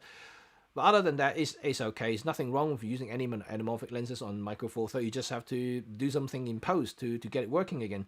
The only trick is that obviously would be when you're filming, because in Olympus cameras, especially that they don't have an option for anamorphic lenses. I'm not entirely sure whether Panasonic has, but I know Blackmagic has that function. So Blackmagic Micro Four Third cameras would have the anamorphic feature, so you can de-squeeze it and then to get into normal looking thing, so you can actually see it while you're filming. So that's quite handy if you want to use anamorphic stuff. Oh, you want to ask about can they be used day to day? Oh well, yeah. And anamorphic lenses are lenses. They just have this elongated thing that's going on, and when you shoot, everything's stretched vertically. It just like looks weird. So you have to in post have kind of squeeze it and then to make it work again.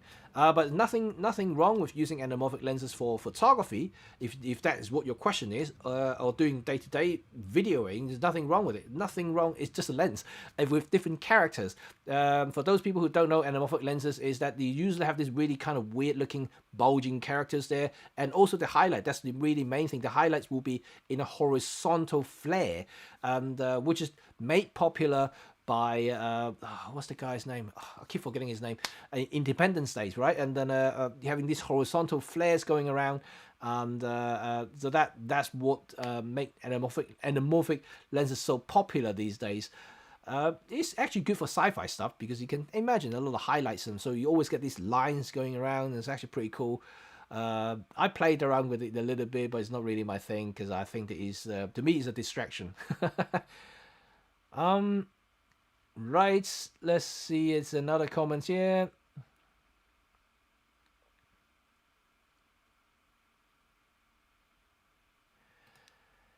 Victor, after I got the 40-150 2.8, I started to shoot almost images at 2.8 150.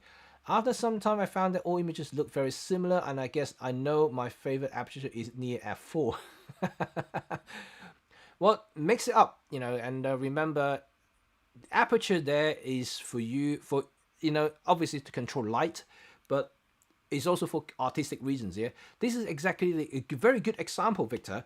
When you shoot everything wide open, and things starting to look the same, which is the very point I was trying to make. You see all these content creators out there, all these photographers shooting full frame, shooting everything wide open at 1.4, 1.2, f1.95, you name it. They're all shooting wide open, but they all look the same because this is it is overused, and so you need to mix it up. To be a better photographer, to be more versatile, and you need to mix it up, starting to understand the effect of using depth of field, and starting to understand depth of field. Full stop. People don't understand depth of field these days. They just think that, oh yeah, blurring backgrounds, depth of field. This is what they believe. And then having this ultra shallow depth of field is big bokehable, is depth of field. But it's not just that. For creative reasons, there's more things than that. And mix it up. It will definitely give you more choices, give you more options to photographs, and also give you a good mixture of styles as well, and then which is actually always good. So don't always just, because you got a 1.2 lens, you don't have to shoot 1.2 all the time. You can mix up a little bit, so then you got a different look all the time, and to your viewers, even to yourself, you think that, oh wow, that's more interesting, right? You got more things going on there, and then you got different style, and like a mix and match. For instance, even if you're shooting a model, you can use all kinds of apertures, you can use all kinds of things, and change the location, change the angle, change the distance, and mix them all up to create a whole variety of stuff. This is kind of what I was saying earlier about creating something from nothing when I was shooting weddings, right? How can I speed shoot a wedding if I have limited time? Like in a portrait session, don't forget I have limited time, and so how could I create all the shots? By changing everything. Like I could literally create a dozen shots by not moving. I'm not joking. I can actually create a dozen different composition, different photographs by not moving, only by changing my angle, my height, my distance. Not my distance, but if I didn't move, right? If I stay stationary, change my depth of field, and all this stuff, is really, really easy to do. And once you master it, so this is exactly what I say. Once you learn about the varieties there, the controls, and you will be able to create a lot more than you think. And so it's actually very, very good. So thank you, Victor, for bringing it up, and thank you, Michael, for your super chat. Thank you very much. Let's see. Manila say animals in general are hard to get correct colors and brightness, especially with people either shot.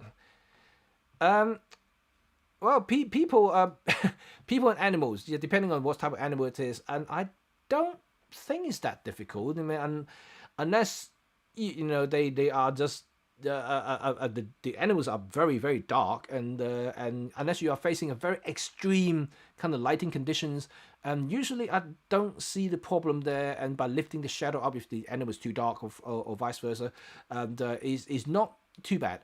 And but I do struggle whenever there's a very extreme high contrast scene, but that will be the technical limitation of the dynamic range that the sensor can give me. I mean, there's nothing much you can do about it. In fact, if you're using film, it will probably be a similar thing. So I wouldn't be too hard on yourself, because there are occasions that taking that photographs is difficult. That's the challenges that as a photographer will have to face, and trying to find ways to rectify it. If you depending on what sort of thing you do, you may want to employ reflector, for instance, and some other things. It depends. But there are ways to do it. These days, people don't even remember, reflectors and all the other things, fill flash. They don't even think about all this stuff nowadays. But you can actually employ those old school styles, old school methods to help your shots. There's nothing to stop you. There's nothing to stop you using them. I mean, they are there, and you can definitely use it to your heart's content. No problem whatsoever. And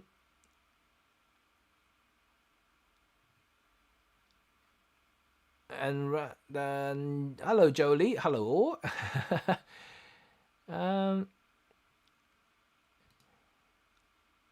Andrea, hello. A pro in Sweden, hello, is a person that is good at what he does. You are not a pro just having you're not a pro just having a job.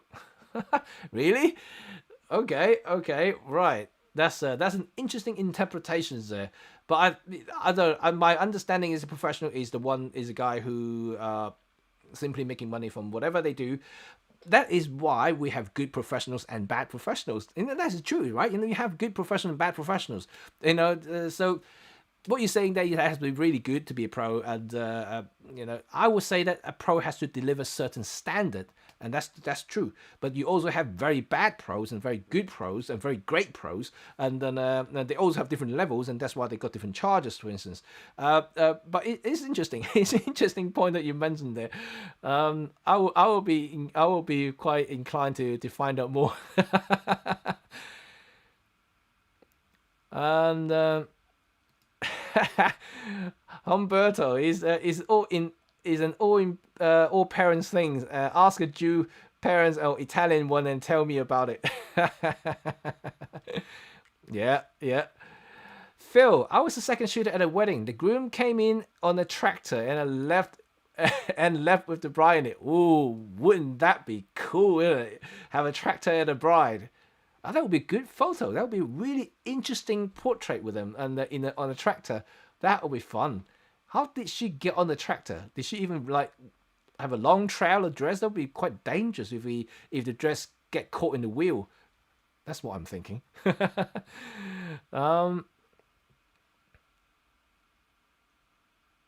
Okay. Right. Rick, too many people hold the camera body and complain the lenses are too big, heavy for small cameras. For big, heavy lenses, hold the lens. Yes. A simple yes. I don't have any long lenses here actually, and I would have demonstrated. But yes, even if a 1.2 lens is front heavy on the EM5, right? You hold it with two hands like this. It's not just holding like if you just do that. Yeah, it is going to be front heavy. You'll be basically straining your wrist a little bit more than usual, but holding both hands will give you the stability and also definitely way more comfortable to hold for a longer period.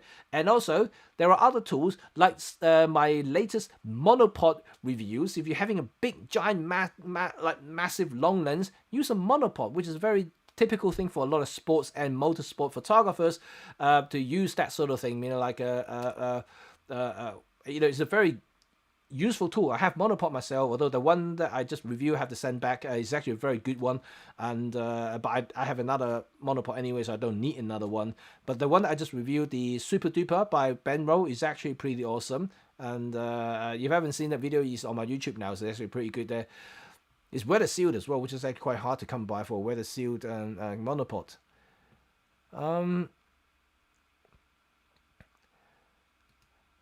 Yes, I suppose a little camera would dangle off the back of the big glass. Oh, yeah. Frank, how may I show an image for critique, please? Okay, Frank. You can get in touch with me in one of these social link up here, and you can see Instagram. You can actually get in touch with me. I will give you my email address. If not, you can actually go to my website, www.jimmycheng.photography. You can just simply click contact me there, and there will be then the email address there. You can actually send it straight to me via email. Very straightforward. If not, PM me, and I think I have the email address actually listed on my YouTube channel, so you can actually click on that and email me that way as well. So there are plenty of way of getting hold of me. But obviously, for critique, you remember to put in your title, say critique. Otherwise, I am getting bombarded by a lot of emails lately, and especially I got a lot of approached by different companies asking me to review the products, which I have reviewed quite a few. But yeah, I will get bombarded by emails. So for me to see that it's critiques and to take priority, so I can take it out, and so title it properly. Appropriately will make sure that I will catch it before it kind of get buried in emails, so that will help. But yeah, you can send it to me in any sort of method, and then I'll be able to get hold of them. So hopefully that helps. Okay, and next one here.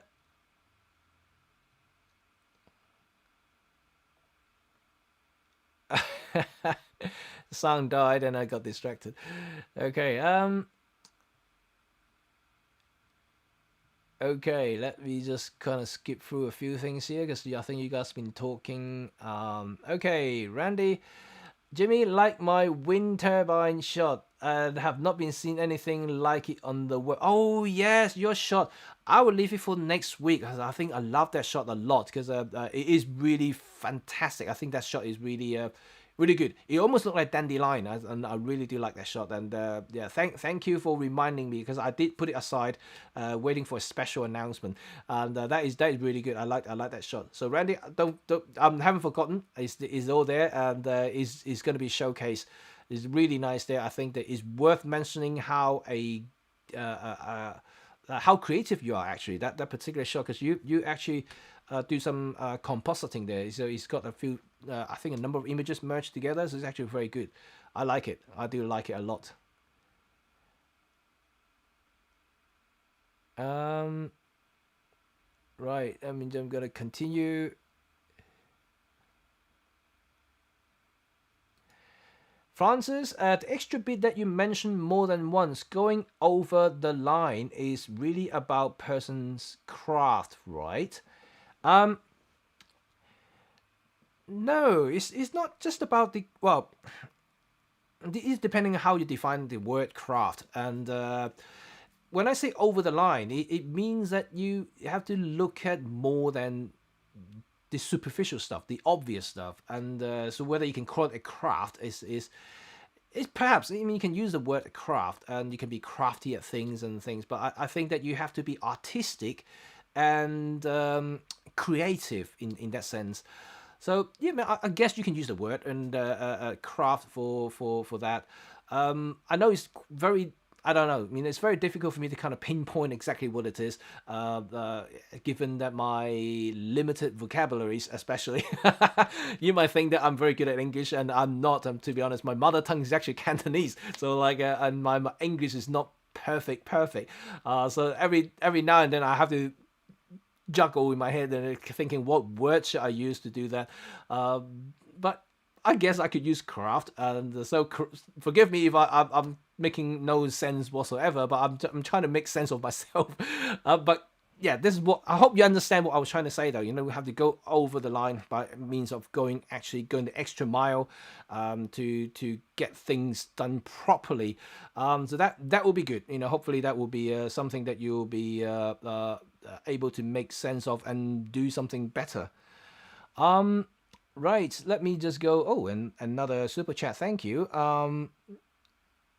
Let me just continue the comment sections here. It's nearly there, and it's nearly our usual 2.5 hours long live stream, and hopefully that you guys are having fun today, and hope you enjoy the live critiques.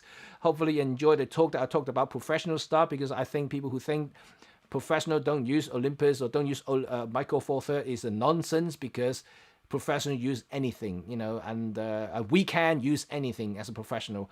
To be quite frank, it's just depending on choice, depending on preferences, depending on at the type of job that we do. Choose the right tool for the right job is the essence for any photographers, and they don't make any difference, to be honest, to anyone.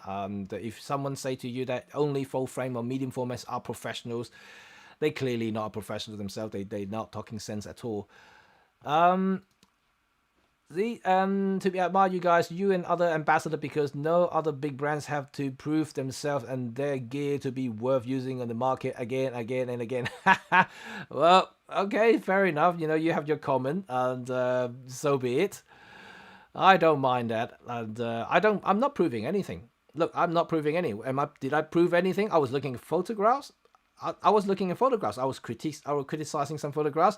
I was talking about gear. Yes, I did. But then, I mean, in my cabinet there, I mean, I have all kinds of different gears there, not just Micro Four Thirds. I'm an ambassador, but I use my Olympus. Like I said, I'm only using my work to prove my the brand and the products. Nothing more, nothing less. I'm not even selling anything. Did I ask you to sell to buy any cameras from me? No, I'm not even doing anything.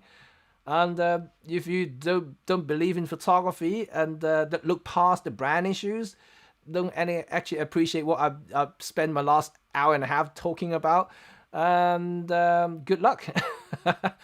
Right, let's continue here. Oh, Emily say, thanks for the shout out. Can't wait to see your next video on color editing, and thanks for all the awesome content you're creating for all of us. Thank you, Emily, for your support, and great to see you in my live stream. That's very cool. So, Tony, what's vlogging? Vlogging is a guy who's holding a camera talking into the camera while they're walking around, and that's probably it.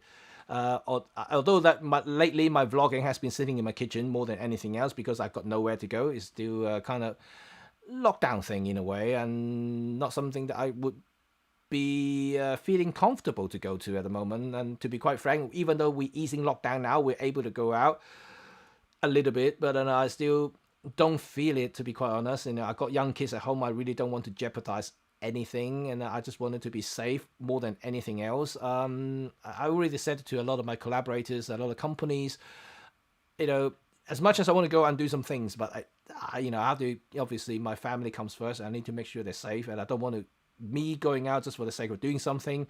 And also, like, doing whatever I'm doing at the moment doesn't get me a lot of pay, because it's not something that I'm doing full time. It's not my normal jobs that I do.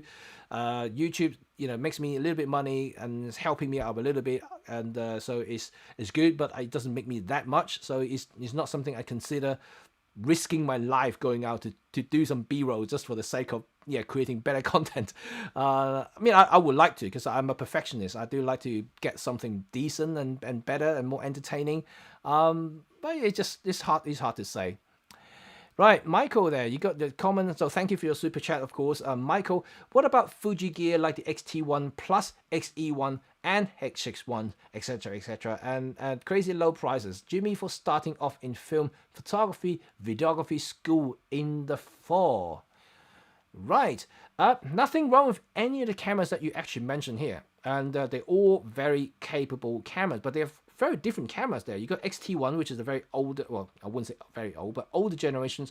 You got XE1, which is kind of more like a mid-range kind of camera. Then you got XH1, which is the flagship camera. And so it's kind of like a mixture you got there. But any of these cameras are good, for starting up in film, photography, and videography school in fall. I think it's fine. XX1 is obviously more tailored for videos and stuff, so you definitely won't go wrong with that, to be quite honest. And in terms of photography, and I would say I'll probably go for the XT1, to be honest, and that's slightly more hands-on. You got more dials compared to XE1, and so between the three, I would say XT1 for your photography and XH1 for your videos if you want to go to school in fall. That would be my suggestions there, and hopefully you will be able to do something with them creatively. And also, yeah, of course, good luck with your learning, of course, and hopefully that will be something that you can come back at a later point and share some of your images with us. That will be really awesome. If, like I said, I'm free to be contacted if you really need some help and look at something. And given that I have time to do it, I would help as much as I can.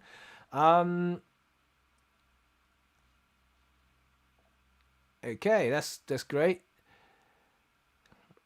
I think I'm gonna wrap up very soon. It's running very 2:36 now. Actually, it's good, and still in line with my normal durations for live stream. These days it's getting longer now, and but it's good. I'm enjoying it. Hopefully you guys enjoy it as well. Let's continue with this last few bits, and then we can wrap it up. Oh, Randy was saying about that shot he did. Yeah, it was 300 shots stacked in Astro software. Right, next week I'm going to show you Randy's shot of the windmill. It's mind-blowing. Well, it's interesting. Not just mind-blowing, but it's interesting. And the way he said it, 300 shots stacked together, this is what I think the effort that he went into creating that particular photograph. And it's worth mentioning because we did talk about competitions there. We did talk about a lot of things. So this is something that I would like to show you as an example, for instance, how the extra mile can help you to stand out. And it's a very interesting shot, and definitely worth looking and appreciating with, and that's for sure. So next week, I'm going to show that photographs. Thank you for your review on the Laowa 7.5. Helped me finally splash the cash to buy that lens. Sorry to break your wallet. I really like how good it is for establishing shots. Yeah, it's good for establishing shot, right? I like that, use that lens for that purpose. Great. Phil, it's not about making me look good. It's our job to make the clients look good. That is very true. So remember, we're professional, and we have our obligations in a way. Although education is another thing, which I can do another talk about education. Client education is more like client education, and manage the expectation, because a lot of clients these days, they would just come to you, expect you to transform them to anything they want. And the fact is, yes, I could, if I really want to, Photoshop the heck out of everything, right? You can do that quite easily with Photoshop these days. But the thing is, I don't do that. I do not do that. I would see you as a person that I meet on the day. I would just capture you on the day. My job is to capture the photograph of you on the day. My job isn't to transform you on the day. This is two different things. And so this is kind of more educations, and most clients now, they know me well enough to know that I don't do heavy photoshopping. I do touch-ups every now and then. If, let's say, there's a very big spot coming out on the face on the wedding days, and I would try my best to hide it. If it's distance shot, if her face is very small in the frame, I probably won't do it at all. But if it's something close up, I'll manage it a little bit. But I don't want to do too much work to make you look fake in a way. Because it's very easy to tell whether you've been photoshopped a lot. So I don't try to do that. And that's it.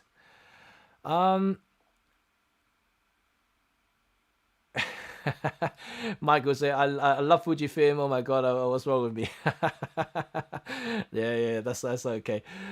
Oh, you come back to me. Get me wrong. I totally understand. I'm saying all those negative. Oh, sorry about that. Apologize for my earlier behavior, and yeah, sorry. I have misread your comment there. Yeah, I know those FF people and FF people. This is good. FF people. It still puzzles me about why do they call it full frame? Why do they call it full frame? Like, isn't everything is full frame? You don't shoot part of the frame, do you? You don't. Your sensor, it captures everything in that sensor. Like the whole sensor. You don't have that little bit. I know some cameras allow you to do crop mode, and that's fine. But Micro Four Third is capturing the whole Micro Four Third sensor. The APS-C capture the whole APS-C. The whatever, they're all full frame at the end of the day. If you use the term full frame, and which is kind of like a ridiculous thing. Like, who made up that word full frame anyway? Why don't we use the old time saying, like 135 35mm format, 120 medium format, 110 Micro Four Third. Why don't we just call them those technical numbers that we use and familiar with for the last century? Like, why do we just suddenly change it to full frame? It's really frustrating me. Oh dear me. Okay, and Dave, I appreciate not only your views on photography, but giving us a place for us to talk to others.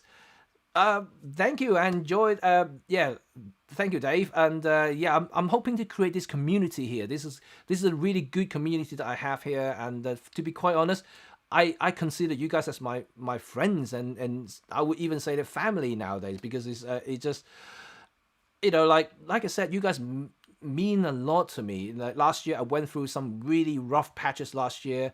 Not only the pandemic has affected my business like massively, and then I lost my dad in the summer. it's just a lot of negative things going on, and my channel suffered because I didn't produce any videos. I didn't do anything, to be quite honest. And not until I kind of towards the last part of last year, and I'm starting to make videos again for YouTube.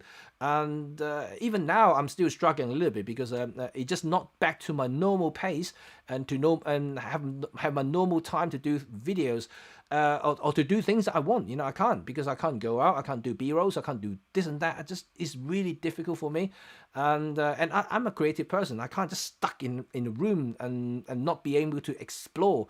So it's really difficult. So I have to say that if it wasn't because of you, all your support, and you've been turning up every week, for my live, liking my videos and commenting it, and just basically socializing with me, I wouldn't be here. I would have given up long ago. And so like I think that I love you guys, and I love this community here. You guys are great. You guys are very friendly. Like you talk to each other, talk to me, inspiring each other. And whether you're Michael Forther, whether you're like Michael, there is Fuji, doesn't really matter. I don't really mind. Like I said, I never look down on other brands. I never talk bad about other brands. And we are creatives. We are all creatives. We're all photographers. We all do our things, like this is a place, even though I might have an Olympus badge here, but at the end of the day, I do this. I take photographs and I hang on the wall. I make money from it. And this is what I do. And there's nothing more, nothing less about anything that I do. So I just think it's great. It's great to have a place like this nowadays, especially during pandemic. We can all sit down and have a little bit of fun chat, typing away our comments, and then a place to air out some of the frustrations in a way. And it's great, like having a good pint in a pub. And hopefully I can do that in real life sometime. And then with some of you, if we manage to do a photo walk, and we can do it together, we go for having a pint, have something to drink and have something to eat, that'll be really, really awesome, right? Good. On that note, I think it is time to perhaps wrap up my my live talk today, because it's been a phenomenal day today. I love all the comments that you guys made. Just great. I hope you guys enjoy the critique sessions. Also learn a few things about what I said. I hope to continue to inspire you and continue to share my experience, share my my thought process about why I do this and that. And I will probably do some other live session talking about even my own photography as well. I want to give you a sneak peek because I think it's pretty cool as well. Wrong one there. Oh, I've got the wrong application there. Let me just see if I can get it back out here. Let's key keynote. Right. So this is something I want to show you guys next week, perhaps, and is basically a workshop that I did, and about documenting the street. So this is something that I think will be quite interesting, and so you guys will be able to tune in for listen to my presentations, and hopefully I will give you some pointers, and also again learn about a little bit about my thought process and why I did certain things as well. So next week is going to be another educational live stream, so hopefully that you guys will tune in for that particular live stream. Let me go back here. Yeah, so that will be it. So hopefully that will be fun, another fun session like today. Although, like I said, I will show Randy's photos because it's cool. It's really cool. I'm gonna put it on my thing now, so definitely we'll show that next week. It's fantastic. But like I said, if any of you want to see more critiques and you want to submit your photos to for any sort of critique sessions, remember to contact me in any of the social link up here. Let me just make it a little bit bigger if you can't see it. And there you go. It'll be bigger now. And so it's actually quite easy. You could Google my name. I'm very Googleable, if there's such a word, Googleable. Jimmy Cheng. You can find out Jimmy Cheng. You can actually see my website. You can see all the things there. All my contacts are there. My emails are there. And you just click it, contact, and that's it. You can see my email there and just drop your images over. And remember to title it properly. Like I said, otherwise it will get buried with another 200 emails that I have to deal with every minute. So this is what I'm trying to say now. So thanks again for everything that you guys have been with me all along, and thank you for all your support. Just great. It's great to have you guys always with me here, and I'm still trying to figure out how I'm gonna do this wall here. So hopefully in the next few months you'll see some changes in my studio, and yeah, I bought some shelves. I need to fix it, although I still look like a mess at the moment, even though I clear half of them already, only because I have a lot of products here to review. I have too many bags to review, but they're coming, and there's another thing that I told you guys before. I'm expanding the channel, so I'm gonna cover more accessories that may prove to be useful for you guys. So not necessarily you need to watch this. Hopefully it'll become entertaining as well. So I'm trying to make it as entertaining or cinematic as possible. So if you guys want to interested in filmmaking, you'll see some of the B-rolls that I'm doing in these sort of product shots. So hopefully they will be fun to watch as well, even though you may not want to buy them. And but anything helps. If you watch it, just do a like. It also helps for this channel, and just by doing some interaction, because that's how YouTube algorithm works, right? The more interacting that you guys are with any sort of my episodes and any videos, and the better for the channel to be recommended by other people, to other people, so they will be able to find this channel as well. So everything helps. But anyway, by all means, you know, I have to thank you guys for all your support, for all the time that you spent with me. It's been 2.5 hours, over 2.5 hours. You sit here with me, listening to everything that I said, and like I said, I'm enjoying it. And hopefully you guys enjoy it as well. So thank you, and I shall speak to you guys again next week. And yeah, stay tuned for my Sunday video, because Sunday video is going to be fantastic. A lens videos, yes, interesting lens as well. Unfortunately, Rob is not here. Otherwise, I will say a few words. Hopefully that's a hint. And but you just have to stay tuned for my Sunday video, and it's gonna be interesting. And I also do a comparison for the following week as well, so it's going to be an interesting thing. Yeah, great. Oh, Carmen is here as well. Hello, Carmen. You didn't you're very quiet. I just saw your thank you here. Okay, good stuff. Have a great day, everyone. Have a good time wherever you are. Have a lovely Easter, because next 2 weeks my kids are off for Easter holiday, and although I'm going to be working a little bit, but I'm going to pace myself, and obviously, like I said, family first, so they will be there, and especially they're home, they're not going to school. That means I got even less time to work, so that means that I would not be able to produce more stuff until they go back to school again.